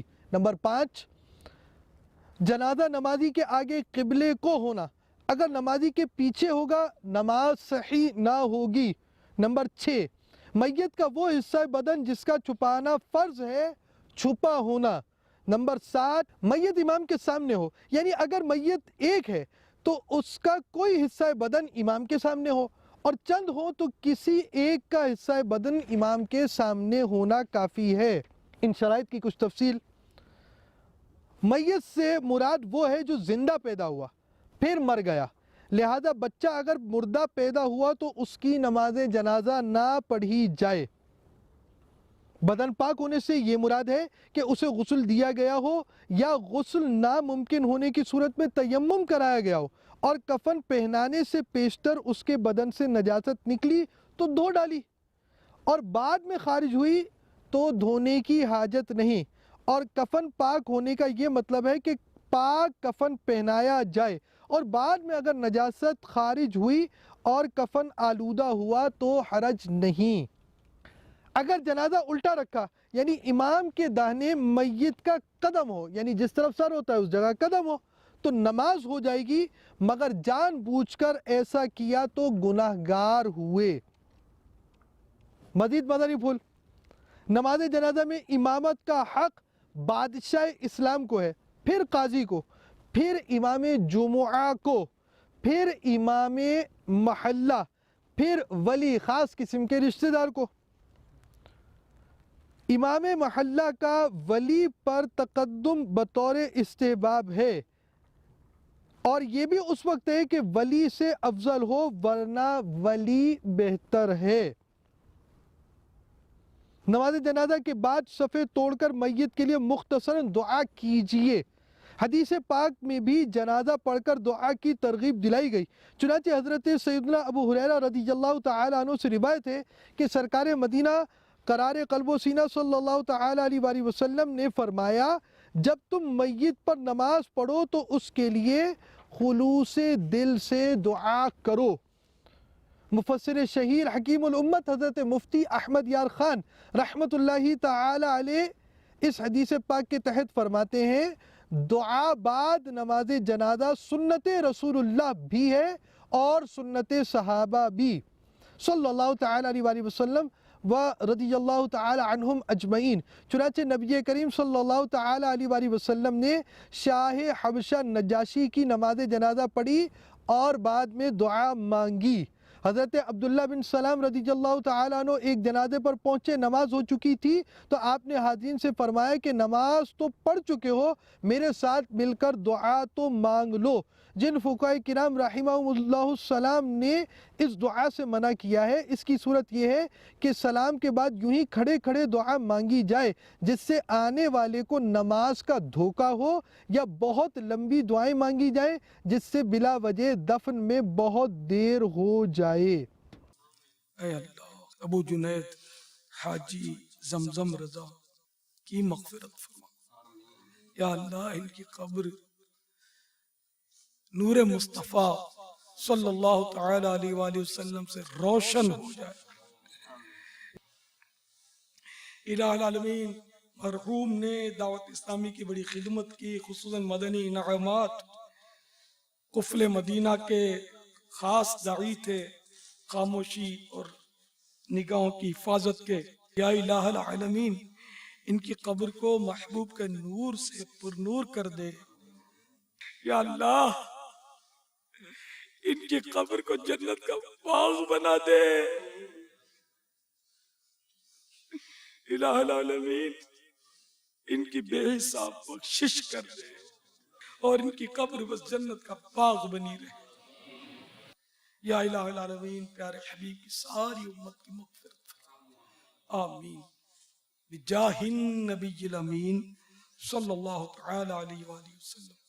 مسبوق یعنی جس کی بعض تکبیریں فوت ہو گئی ہوں، لیٹ آئے، اپنی باقی تکبیریں امام کے سلام پھیرنے کے بعد کہے، اور اگر یہ اندیشہ ہو کہ دعا وغیرہ پڑے گا تو لوگ پوری کرنے سے قبل جنازے کو کندھا دے کر اٹھ چلیں گے، تو صرف تکبیریں کہہ لے، دعا وغیرہ چھوڑ دے۔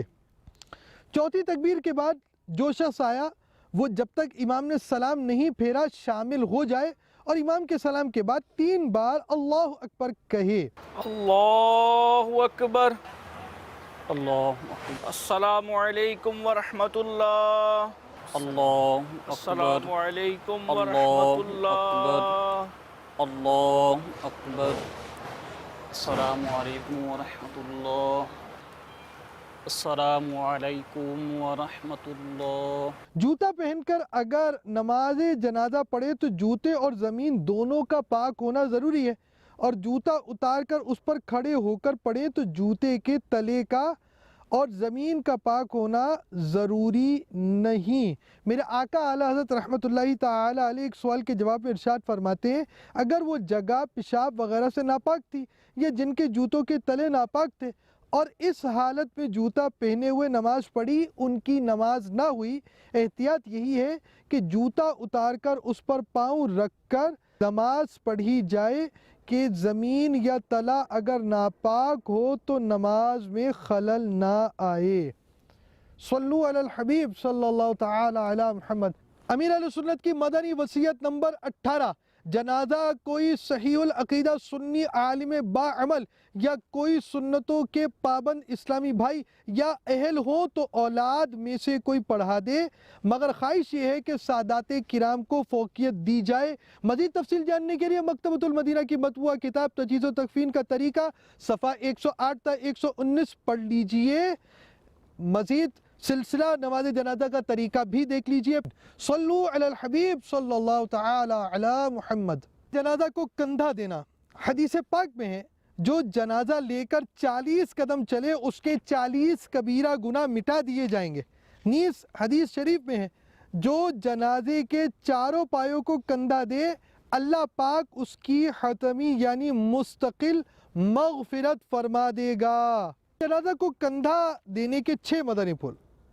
جنازہ لے چلنے میں سرہانے آگے ہونا چاہیے، سر آگے ہو، اور ایک کے بعد ایک چاروں پایوں کو اس طرح کندھا دے۔ پہلے سیدھے سرہانے کندھا دیتے ہوئے یوں کہ میت کا سیدھا کندھا، آپ کے بھی سیدھا کندھا، 10 قدم چلیں۔ کعبے کے بدروں دو جا تم پہ، پھر سیدھے پاؤں کی طرف سے کندھا دیتے ہوئے 10 قدم چلیں۔ طیبہ کے شمس و ضحا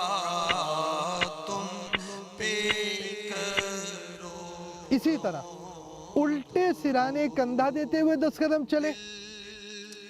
کرو ٹھنڈا میرا آقا دل کرو ٹھنڈا. اور پھر الٹے پاؤں کی طرف کندھا دیتے ہوئے 10 قدم چلیں.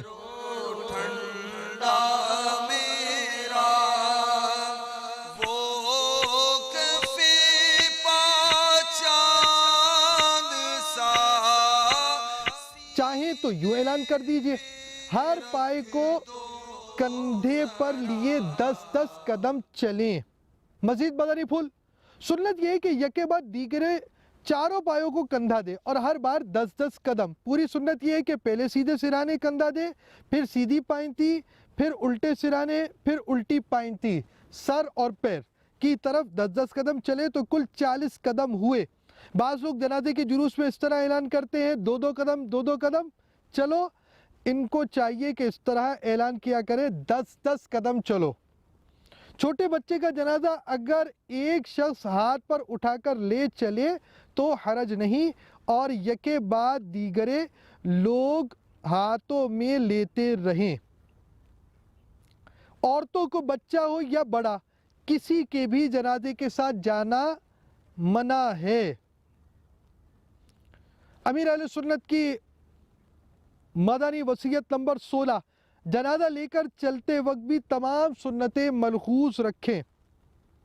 مدنی وصیت نمبر 17 جنازے کے جلوس میں سب اسلامی بھائی مل کر امام اہل سنت رضی اللہ تعالی عنہ کا قصیدہ درود کعبے کے بدر الدجا تم پر کروڑوں درود پڑھیں. کعبے کے بدرو دجا تم پہ کروڑوں درود. طیبہ کے شمس و ضحا تم پہ کروڑوں درود. اس کے علاوہ بھی نعتیں وغیرہ بھی پڑھیں مگر صرف اور صرف علماء اہل سنت ہی کا کلام پڑھا جائے. مزید تفصیل جاننے کے لیے مکتبۃ المدینہ کی مطبوعہ کتاب تجہیز و تکفین کا طریقہ صفحہ 119 تا 122 پڑھ لیجئے. سلسلہ نماز جنازہ کا طریقہ دیکھ لیجئے. قبر کتنی قسم کی ہے؟ حضرت سیدنا برا بن عازب رضی اللہ تعالی عنہ فرماتے ہیں ہم سرکار مدینہ صلی اللہ تعالی علیہ وآلہ وسلم کے ہمراہ ایک جنازے میں شریک تھے. آپ صلی اللہ تعالی علیہ وآلہ وسلم قبر کے کنارے بیٹھے اور اتنا روئے کہ آپ کی چشمان اقدس یعنی پاکیزہ آنکھوں سے نکلنے والے آنسوؤں سے مٹی نم یعنی گیلی ہو گئی. پھر فرمایا اس قبر کے لیے تیاری کرو. میت کو دفن کرنا فرض کفایہ ہے اور دفن کرنے سے یہ مراد ہے کہ گھڑا کھود کر اس میں میت رکھیں اور اوپر تختے لگا کر مٹی بھر دیں. یہ جائز نہیں کہ میت کو زمین پر رکھ دیں اور چاروں طرف سے دیوار قائم کر کر بند کر دیں. قبر کی قسمیں. بناوٹ کے اعتبار سے قبر کی 2 قسمیں. نمبر 1 لحد یعنی بغلی قبر. مدینہ پاک میں لحد ہوتی ہے. لحد اسے بغلی قبر بھی کہتے ہیں. اس کی تیار کرنے کا طریقہ یہ ہے کہ صندوق نما گڑھا کھود کر اس میں قبلے کی طرف دیوار میں اتنی جگہ کھودیں جس میں میت کو بآسانی رکھا جا سکے. خیال رہے لحد صرف سخت زمین میں ہی بنتی ہے، نرم زمین میں نہیں بن سکتی. یہ دیکھیے یہ جیسے حصہ ہے قبر کا اوپر کا اور یہ حصہ نیچے کا. نیچے والا یہ حصہ یہاں تک آپ سمجھیں آپ نے کھودنا ہے. اوپر والا نہیں کھودے گا، صرف نیچے والا حصہ اتنے حصے میں کھد گیا اور میت یوں اتر کر اندر کی طرف رکھی جائے گی. پاک و ہند میں چونکہ اس طرح زمین مٹی ہوتی ہے کچی، تو اگر آپ یوں کھودیں گے تو یہ مٹی گر جائے گی.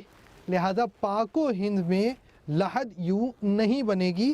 لحد بننے کے لیے آپ یوں سمجھے ہم نے پہاڑ کاٹا ہوا ہے, تو پہاڑ میں سے اگر ہم نے یہ حصہ یوں کاٹیں گے تو پہاڑ نیچے نہیں گرے گا.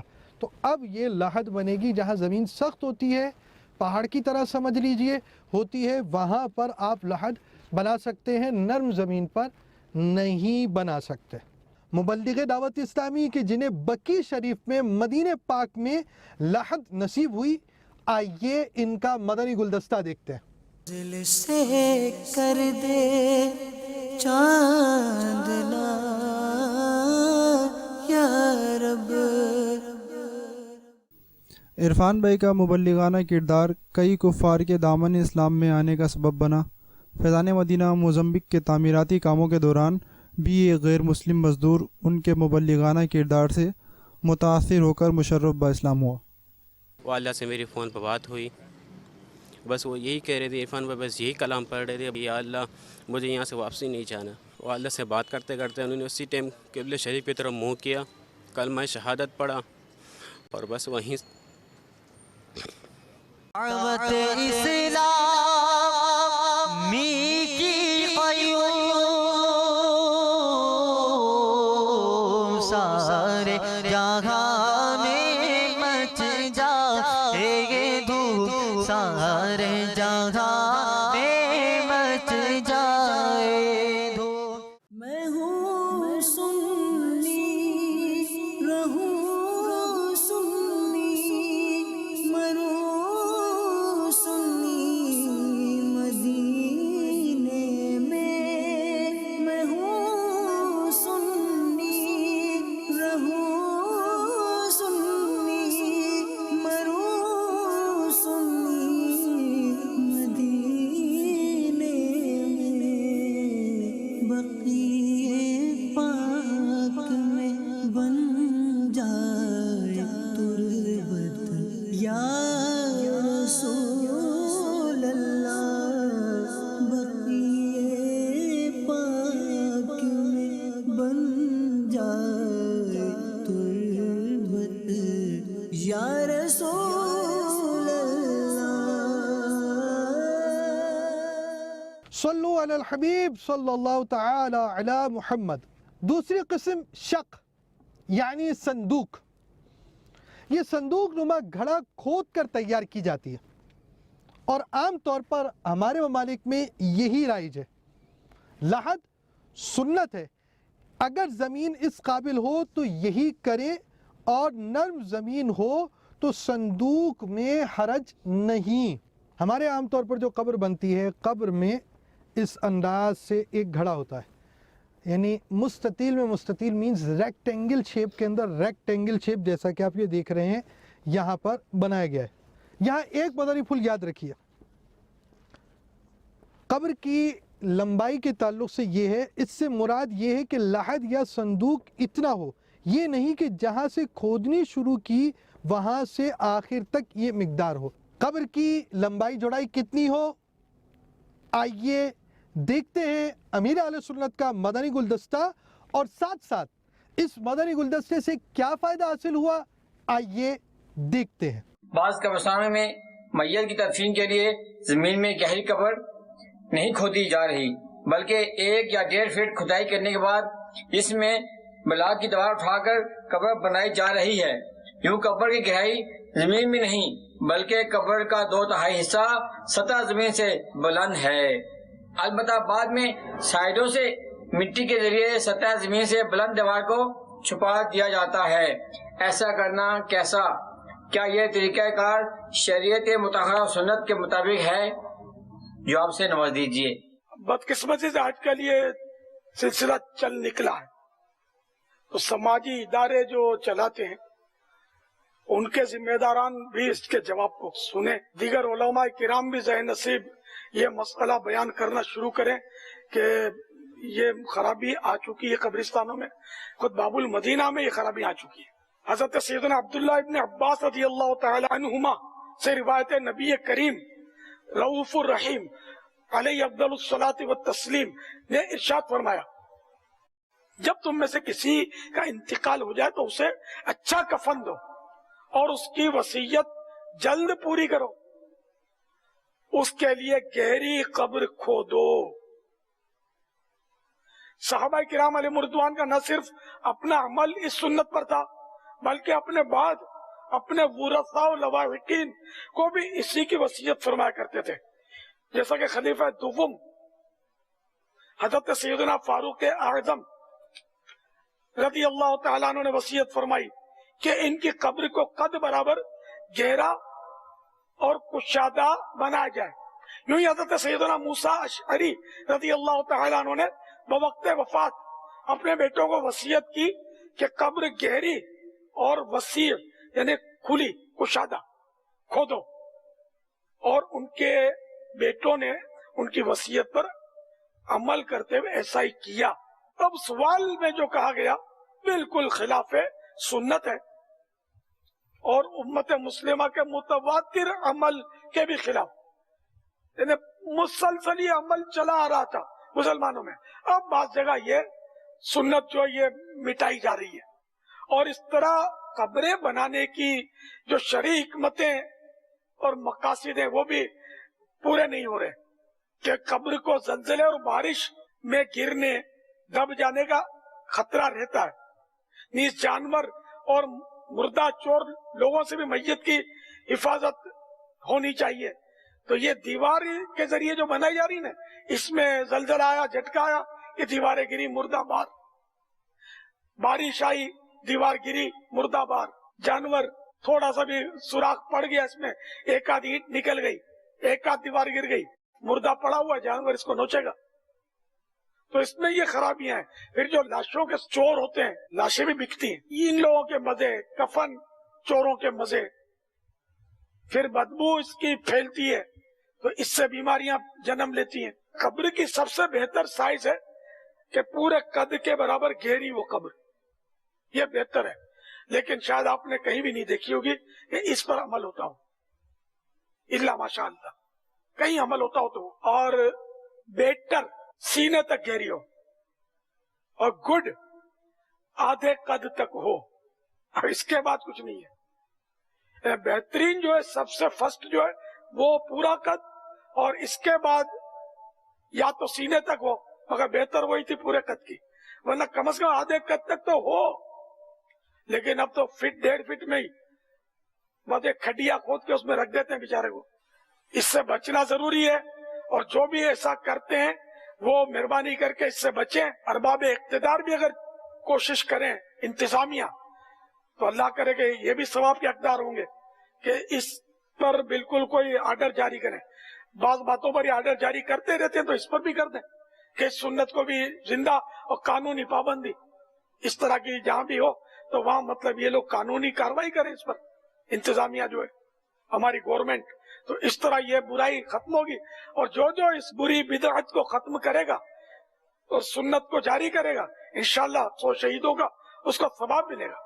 دعوت اسلامی کی مجلس تجہیز و تکفین کے ذمہ دار اسلامی بھائی نے متعلقہ ادارے کے ڈائریکٹر کو امیر اہل سنت دامت برکاتہم العالیہ کی جانب سے غیر شرعی قبر سے متعلق ایک بیان دکھایا اور ساتھ ہی ساتھ ان غیر شرعی قبروں کی نشاندہی کی. تو باب المدینہ کراچی کے قبرستان کے ڈائریکٹر نے دعوت اسلامی کی مجلس کی کاوشوں کو سراہتے ہوئے ہاتھوں ہاتھ اس طرح کی غیر شرعی قبروں کی روک تھام کے لیے حکم نامہ جاری کیا. جس طرح کہ آپ نے بتایا کہ قبر کی کھدائی جو ڈیپنس ہے اس کی کتنی ہونی چاہیے، امیر اہل سنت جو ہے انہوں نے جس طرح بات بیان کی ہے، اور واقعی شرن جو بھی ہے وہ بہتر جانتے ہیں، اور ہم لوگوں کو اتنا شرعی طور پہ واقف نہیں تھے. تو جس طرح کہ آپ نے کہا کہ قبر کی چاہیے کھدائی ہونی چاہیے، تو انشاءاللہ تعالی ہم اس پہ ابھی آپ کے سامنے ہی ہم نے آرڈر بنوانے کے لیے دیا کہ شرن جو بھی ہے فارمیلٹی اس کو پوری کی جائے. اور ہم تو ان کے بےحد ممنون اور مشکور ہیں کہ انہوں نے ہمیں کسی نشاندہی کی اور ہمیں مطلب گناہوں کی طرف سے روکا ہے. تجہیز تکفین کا جو آپ کا یہ ادارہ ہے اس کے ہم کاوشوں کو سراہتے ہیں، اور انشاءاللہ تعالی ہم آپ سے وقتاً فوقتاً رہنمائی بھی حاصل کرتے رہیں. میت کو دفن کرنا، فرمان مصطفیٰ صلی اللہ تعالی علیہ وآلہ وسلم، جسے کسی جنازے کی خبر ملے وہ اہل میت کے پاس جا کر ان کی تعزیت کرے، اللہ پاک اس کے لیے 1 قرات ثواب لکھے. پھر اگر جنازے کے ساتھ جائے تو اللہ پاک 2 قرات اجر لکھے. پھر اس پر نماز پڑھے تو 3 قرات، پھر دفن میں حاضر ہو تو 4 اور ہر قرات کوہ احد یعنی احد پہاڑ کے برابر ہے۔ تدفین کی نیتیں: رضا الہی پانے اور ثواب آخرت کمانے کے لیے عاشقان رسول کی تدفین میں حصہ لوں گا، فرض کفایہ ادا کروں گا، حق مسلم کی ادائیگی کروں گا، قبرستان کی دعا پڑھوں گا، السلام علیکم یا اہل القبور یغفر اللہ لنا ولکم وانتم سلفنا ونحن بالاثر۔ ممکن ہوا تو دوسروں کو بھی بلند آواز سے پڑھاؤں گا۔ پاؤں زخمی ہونے یا ایذا کا اندیشہ نہ ہو تو قبرستان میں ننگے پاؤں چلوں گا، قبر پر پاؤں رکھنے اور بیٹھنے سے بچوں گا، اور ممکن ہوا تو نرمی سے سمجھا کر دوسروں کو بھی بچاؤں گا۔ بیجا گفتگو اور ہنسی مذاق سے پرہیز کروں گا، موقع کی مناسبت سے لوگوں کو اکٹھا کر کر نیکی کی دعوت پیش کروں گا، موت اور قبر میں اترنے کو یاد کر کر خود کو اور دوسروں کو عبرت دلاؤں گا، مرحوم اور تمام مؤمنین کے لیے دعائے مغفرت کروں گا، ایصال ثواب بھی کروں گا۔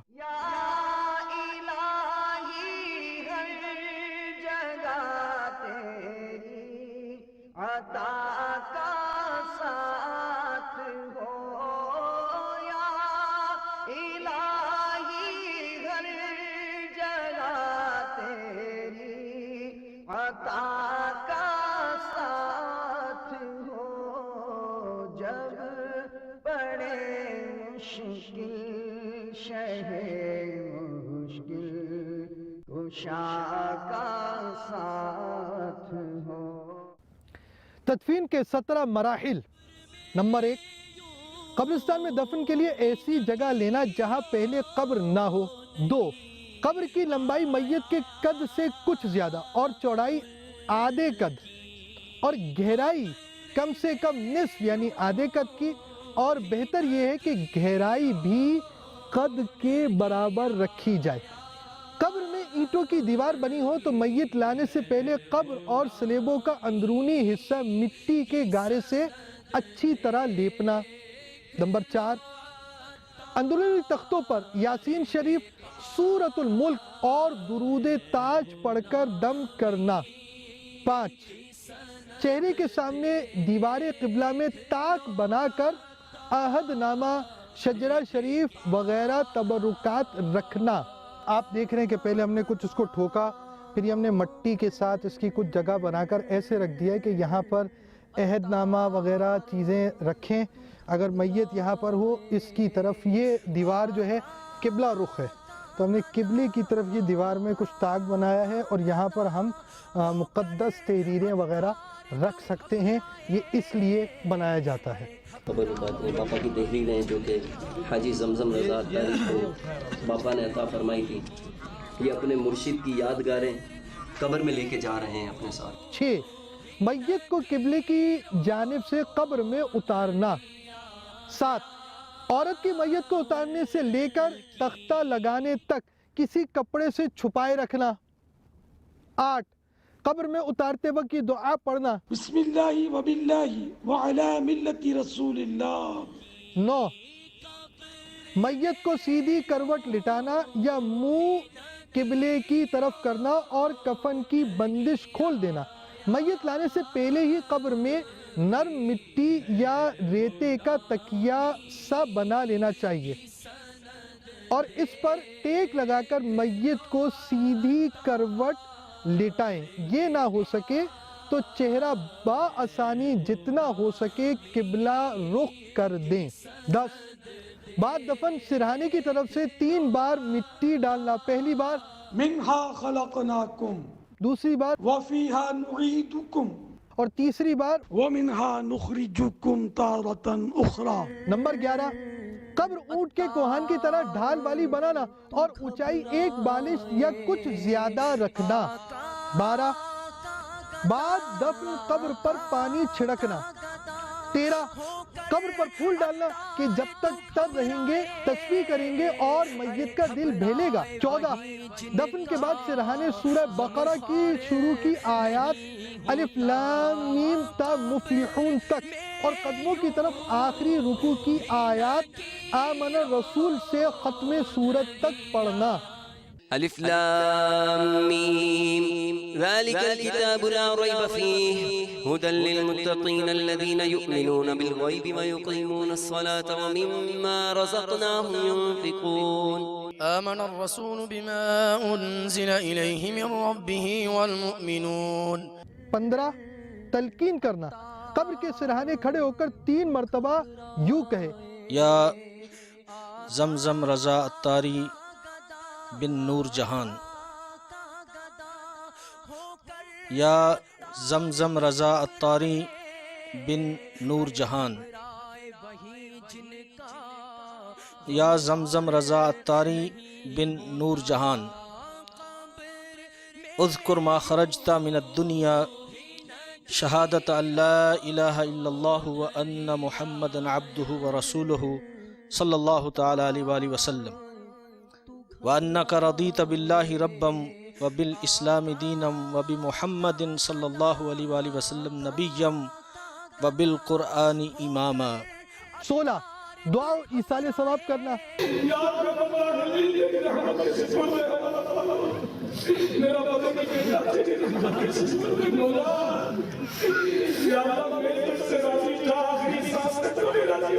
آمین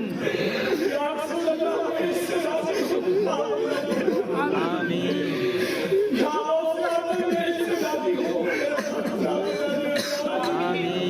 17 قبر کے سرہانے قبلہ رو کھڑے ہو کر اذان دینا۔ امیر اہل سنت فرماتے ہیں تدفین کے بعد اس طرح اعلان کیجئے، عاشقان رسول متوجہ ہوں، انشاءاللہ عز و جل اب قرآن کریم کی صورتیں پڑھی جائیں گی، انہیں کان لگا کر خوب توجہ سے سنیے، پھر اذان دی جائے گی، اس کا جواب دیجئے، پھر دعا مانگی جائے گی۔ مرحوم یا مرحومہ کی قبر کی پہلی رات ہے، یہ سخت آزمائش کی گھڑی ہوتی ہے، مردود شیطان قبر میں بہکانے کی کوشش کرتا ہے۔ جب میت سے سوال ہوتا ہے مر ربو کا، یعنی تیرا رب کون ہے، تو شیطان اپنی طرف اشارہ کر کر کہتا ہے کہہ دے کہ یہ میرا رب ہے۔ ایسے موقع پر اذان میت کے لیے نہایت نفع بخش ہوتی ہے، کیونکہ اذان کی برکت سے میت کو شیطان کے شر سے پناہ ملتی ہے، اذان سے رحمت نازل ہوتی، میت کا غم ختم ہوتا، اس کی گھبراہٹ دور ہوتی، آگ کا عذاب ٹلتا اور عذاب قبر سے نجات ملتی ہے، نیز منکر نکیر کے سوالات کے جوابات یاد آ جاتے ہیں۔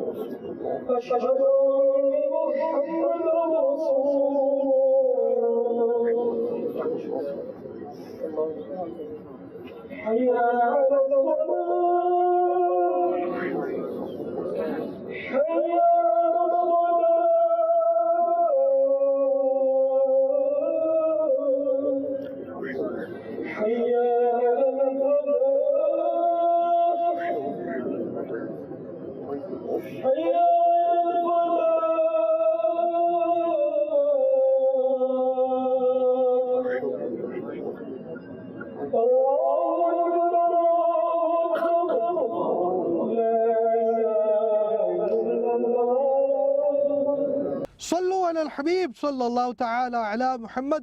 ہمارے سلسلے میں ہم ہر عنوان کے تحت جو امیر اہل سنت کی مدنی وصیتیں آتی ہیں وہ بھی بیان کرتے ہیں۔ امیر اہل سنت کی مدنی وصیت نمبر 3، قبر کا سائز وغیرہ سنت کے مطابق ہو اور لحد بنائے کہ سنت ہے۔ مدنی وصیت نمبر 4، اندرونی قبر دیوار وغیرہ کچی مٹی کی ہو، آگ کی پکی ہوئی اینٹیں استعمال نہ کی جائیں۔ اگر اندر میں پکی ہوئی اینٹ کی دیواریں ضروری ہوں تو اندرونی حصہ مٹی کے گارے سے اچھی طرح لیپ دیا جائے۔ ہمارے عام طور پر جو پکی اینٹیں ہوتی ہیں وہ بنائی جاتی ہیں قبرستان میں. یہ ایسی زمین ہے, قبر ہے جہاں پر ہم نے کوئی پکی اینٹیں وغیرہ نہیں بنائی ہیں, اس کو صرف کھودا ہے. ایسی زمین ہے تو بہت اچھی بات ہے. اگر پکی اینٹوں کی واقعی ضرورت پڑتی ہے تو اینٹیں لگانے کے بعد اس پر لپائی کی جائے گی. امیر اہل سنت کی مدنی وصیت نمبر 5, ممکن ہو تو اندرونی تختوں پر یاسین شریف, سورۃ الملک وغیرہ پڑھ کر دم کر دیا جائے. مدنی وصیت نمبر 20, چہرے کی طرف دیوار قبلہ میں طاق بنا کر اس میں کسی پابند سنت اسلامی بھائی کے ہاتھ کا لکھا ہوا عہد نامہ, نقش نارین شریف, سبز گنبد شریف کا نقشہ, شجرہ شریف, نقش ہر کارہ وغیرہ تبرکات رکھیے. عہد نامہ مکتبۃ المدینہ سے ہدیۃً حاصل کیا جا سکتا ہے. مدنی وصیت نمبر 21, جنت البقیع میں اگر جگہ مل جائے تو زہر قسمت, ورنہ کسی ولی اللہ کے قرب میں یہ بھی نہ ہو سکے تو جہاں اسلامی بھائی چاہیں سپرد خاک کریں, مگر جائے غصب پر دفن نہ کریں کہ حرام ہے, قبضے کی جگہ پر دفن نہ کیا جائے. مزید تفصیل جاننے کے لیے مکتبۃ المدینہ کی مطبوعہ کتاب تجہیز و تکفین کا طریقہ صفحہ 127 تا 132, 127 to 132 اردو پڑھ لیجئے. امیر اہل سنت کی مدنی وصیت نمبر 22, قبر پر اذان دیجئے. مزید مدنی پھول حسب ضرورت 2 یا 3, اور بہتر یہ کہ قوی اور نیک آدمی قبر میں اترے. عورت کی میت محارم اتاریں, یعنی وہ جن سے اس عورت کا نکاح ہمیشہ کے لیے حرام تھا, جیسے بھائی, بیٹا, باپ وغیرہ. یہ نہ ہو تو دیگر رشتہ دار, یہ بھی نہ ہو تو پرہیزگاروں سے اتروائیں. قبر میں اتارتے وقت یہ دعا پڑھیں, بسم اللہ و باللہ و علی ملت رسول اللہ. بعد دفن قبر پر پانی چھڑکنا مسنون ہے. اس کے علاوہ بعد میں پودے وغیرہ کو پانی دینے کی غرض سے چھڑکیں تو جائز ہے. بعض لوگ اپنے عزیز کی قبر پر بلا مقصد صحیح محض رسمی طور پر پانی چھڑکتے ہیں, یہ ناجائز اور اسراف ہے. شجرہ یا عہد نامہ قبر میں رکھنا جائز ہے, اور بہتر یہ کہ میت کے منہ کے سامنے قبلے کی طرف طاق کھود کر اس میں رکھیں. بلکہ در مختار میں کفن پر عہد نامہ لکھنے کو جائز کہا ہے, اور فرمایا ہے کہ اس سے مغفرت کی امید ہے, اور میت کے سینے اور پیشانی پر بسم اللہ الرحمن الرحیم لکھنا جائز ہے. ایک شخص نے اس کی وصیت کی تھی, انتقال کے بعد سینہ اور پیشانی پر بسم اللہ شریف لکھ دی گئی. پھر کسی نے انہیں خواب میں دیکھا, حال پوچھا, کہا جب میں قبر میں رکھا گیا عذاب کے فرشتے آئے. فرشتوں نے جب پیشانی پر بسم اللہ شریف دیکھی, کہا تو عذاب سے بچ گیا. یوں بھی ہو سکتا ہے کہ پیشانی پر بسم اللہ شریف لکھیں اور سینے پر کلمہ طیبہ لا الہ الا اللہ محمد رسول اللہ صلی اللہ تعالی علیہ وآلہ وسلم. اگر گورکن قبر میں طاق کی ترکیب نہ بنائے تو یہ تبرکات کفن کے اوپر رکھ سکتے ہیں. امیر اہل سنت کی مدنی وصیت نمبر 23, زہ نصیب کوئی سید صاحب تلقین فرما دے. حدیث پاک میں ہے, جب تمہارا مسلمان بھائی مرے, اس کو مٹی دے چکو, تو تم میں ایک شخص قبر کے سرہانے کھڑا ہو کر کہے یا فلاں ابن فلانا, وہ سنے گا اور جواب نہ دے گا. پھر کہے یا فلاں ابن فلانا, وہ سیدھا ہو کر بیٹھ جائے گا. پھر کہے یا فلاں ابن فلانا, وہ کہے گا ہمیں ارشاد کر, اللہ پاک تجھ پر رحم فرمائے, مگر اس کے کہنے کی خبر نہیں ہوتی. پھر کہے اذکر ما خرجت علیہ من الدنیا شہادتا لا الہ الا اللہ وان محمدا عبدہ ورسولہ صلی اللہ تعالی علیہ وآلہ وسلم وانک ردیت باللہ ربا وبالاسلام دینا وبمحمد صلی اللہ تعالی علیہ وآلہ وسلم نبیا وبالقرآن اماما. منکر نکیر ایک دوسرے کا ہاتھ پکڑ کر کہیں گے چلو ہم اس کے پاس کیا بیٹھیں جس سے لوگ اس کی حجت سکھا چکے. اس پر کسی نے عرض کیا یا رسول اللہ صلی اللہ تعالی علیہ وآلہ وسلم, اگر اس کی ماں کا نام معلوم نہ ہو. فرمایا تو حوا रहमतुल्लाहि ताला अलैहा की तरफ निस्बत करे। अमीर अहले सुन्नत की वसीयत नंबर 9, कफन अगर आब जमजम या आब मदीना बल्कि दोनों से तर किया हुआ हो तो सआदत है। काश कोई सैयद साहिब सर पर सब्ज इमाम शरीफ सजा दें।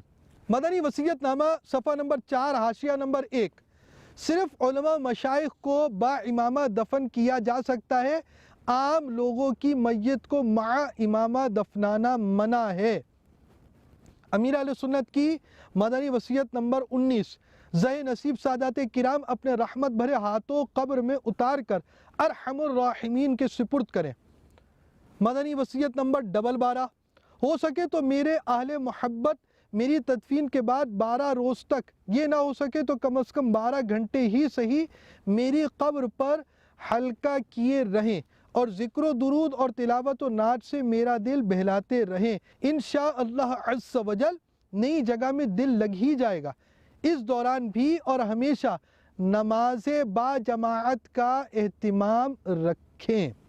मुफ्ती दावत इस्लामी की जब कब्र खुली क्या हुआ, आइए मदनी गुलदस्ता देखते हैं। मर्द कलंदर और एक ज़बरदस्त इस्लामी भाई थे, आइए उन मनाजिर को एक बार देखते हैं। और मुझे फारूक भाई की खबर पड़ी और मुझे फैसला करना मुश्किल हो गया। फिर मैंने निगरानी पूरा कर दिया कि मुझसे से तो कहानी आया कि मुझसे मोहब्बत करता। जबी मैली नहीं होती दहन मैला नहीं होता।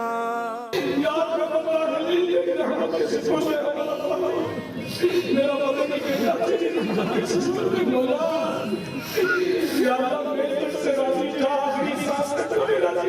आमीन। 25 जुलाई सन 2009 बाबुल मदीना कराची पाकिस्तान में शदीद बारिशें हुई। बाबुल मदीना में ज़बरदस्त बारिश हुई, कहते हैं कि पिछले कई रिकॉर्ड टूटे हैं इस बारिशों से। उस बारिश में मुफ्ती दावत इस्लामी रहमतुल्लाह ताला अलैह मज़ार शरीफ का बारिश की वजह से शिकस्ता हो गई और एक हिस्सा जो था वो ज़मीन में इनकी मतलब मज़ार शरीफ में दाखिल हो गया। कब्र की मरम्मत के मुतालिक जो हुक्म शरई था हमने वो हासिल किया। हमारे मुफ्तियान किराम ने हमारी रहनुमाई की कि पोजीशन ये है कि कोई एक इस्लामी भाई अंदर जाए। तो फिर हमारा आपस में मशवरा हुआ कि शहजादे अत्तार को अर्ज़ करते हैं कि वो जाएं और वो देखें। तो जैसा कि आप अभी ये देखिए, ये मज़ार शरीफ का कुतुबा है। ये ऊपर जैसे कि ये पहले जंगला रख दिया था क्योंकि वो जो शिकस्त हाल था, फिर हमने जंगला हटाया। जब जंगला हटाया तो अब ये देखिए कि ये आपको हॉल नज़र आएगा। ये हॉल है, ये नीचे गिर चुकी थी सील। शहजादा उबैद रज़ा जब मज़ार शरीफ में गए, जैसा अभी आप देखेंगे, ये शहजादे इस वक्त मज़ार शरीफ में। तो इन्होंने जब ये सारा हाल देखा तो फिर इन्होंने बताया कि ये जो सीलें हैं ये किसी वक्त भी गिर सकती हैं, लेकिन मज़ार शरीफ से जिस्म निकालने की हाजत नहीं है। जिस्म अंदर रहते हुए भी सील तब्दील हो जाए तो ये मामला दुरुस्त हो जाएगा। तो फिर हमें दोबारा शरह रहनुमाई ली तो फिर इन्होंने यही फरमाया कि जो शहजादे अंदर है ये अंदर ही रहें, किसी और को अंदर ना भेजा जाए। शहजादे से फिर हमने पूछा आपने क्या देखा, तो शहजादे बता रहे क्या देखा इन्होंने। जी क्या फरमा रहे रजा भाई? किबला हुए, चेहरा शरीफ किबला हुए। सुभान अल्लाह। हमारे शहजादा अख्तर फरमा रहे हैं कि चेहरा इनका किबला हुए। अमाम से इमाम शरीफ पेशानी मुबारक आदि, पेशानी मुबारक का एक हिस्सा इमाम शरीफ और हल्की हल्की साइड में बाले जुल्फों वाले जो बाल हैं वो अल्हम्दुलिल्लाह हमारे शहजादा अख्तर देख रहे हैं। ये मज़ार शरीफ का मंजर है, ये शहजादे हैं और ये अब अंदर का मंजर आप देख रहे हैं। ये आपको निशान, ये अमामा शरीफ, ये जुल्फ शरीफ बाल और ये पेशानी है जो कैमरे में बंद किया गया। और इसको बाकायदा वहाँ जो हज़ारों इस्लामी भाई जमा थे वो स्क्रीन पर देख रहे थे। ये देखिए साइड में ये देखिए ये स्क्रीन पर एक शख्स नज़र आ रहे हैं जो दिखा रहे हैं कि ये पेशानी नज़र। ये देखिए ये इस्लामी भाई इशारा कर रहे हैं कि स्क्रीन पर बाकायदा मुफ्ती फारूक की पेशानी नज़र आ रही है। अब ये मंज़र कैमरे में जिस तरह मतलब कि महफूज हो सका, हाजी रज़ा माशाल्लाह جتنا لے سکے تو انہوں نے لیا، لیکن رضا بھائی نے بھی خود فرمایا کہ جو چمکتی دمکتی پیشانی میں نے دیکھی تھی وہ کیمرے میں بھی نہیں آئی۔ 3.5 سال کے بعد الحمدللہ مزار شریف میں ان کا امامہ، چہرہ، ہاتھ سب کچھ دیکھنے والوں نے دیکھا، اور جو ہمارے کیمرے نے بند کیا وہ بھی آپ نے بھی مدنی چینل پہ دیکھا۔ ایسی تحریک جس میں ایسی بہاریں آتی ہوں، کیا ہمیں شامل نہیں ہو جانا چاہیے اس کے مدنی کام؟ اور ایسا سلسلہ کہ جس میں امیر سنت کی غلامی سے ہمیں اعلیٰ حضرت کا دامن ملتا ہے، غوث پاک کا دامن ملتا ہے، ایسے سلسلے میں داخل ہونا چاہیے، ایسی تحریک کا کام کرنا چاہیے، اور کرتے رہنے میں ہی الحمدللہ دنیا آخرت کی برکتیں ہمیں نصیب ہو جاتی۔ تو تمام اسلام مدنی ماحول سے وابستہ ہو جائیں۔ دعوت اسلامی پر اللہ کا بہت کرم ہے، جبی میلی نہیں ہوتی دہن میلا نہیں ہوتا، جبی میلی نہیں ہوتی دہن میلا نہیں ہوتا، غلامان محمد کا کفن میلا نہیں ہوتا۔ محمد کا کفن میلا نہیں ہوتا، غلامان محمد کا کفن میلا نہیں ہوتا۔ جبھی میلی نہیں ہوتی دہن میلا نہیں ہوتا، جبھی میلی نہیں ہوتی دہن میلا نہیں ہوتا، غلامان محمد کا کفن میلا۔ تاثرات ارشاد فرمائیں۔ بس تاثرات کیا ہوں گے، یہ تو ایک دم ایمان روشن ہو گیا، ہمارے ایمان روشن ہو گئے اس ٹائم، ہمارے مرشد کا کرم ہے۔ اللہ کے ولی ہیں، وہ حیاتی رہتے ہیں۔ الحمدللہ یہ بہار ہے، جب آنکھیں وہ دیکھی بہاریں ہیں تو پھر اس کے بعد کیا چاہیے؟ مزید تفصیلات جاننے کے لیے مکتبۃ المدینہ کی مطبوعہ کتاب تجہیز و تکفین کا طریقہ صفحہ 123 تا 147 123 to 147 اردو پڑھ لیجئے۔ صلو علی الحبیب صلی اللہ تعالی علی محمد۔ جائے گا جب جہاں سے کچھ بھی نہ پاس ہوگا، 2 گز کفن کا کپڑا تیرا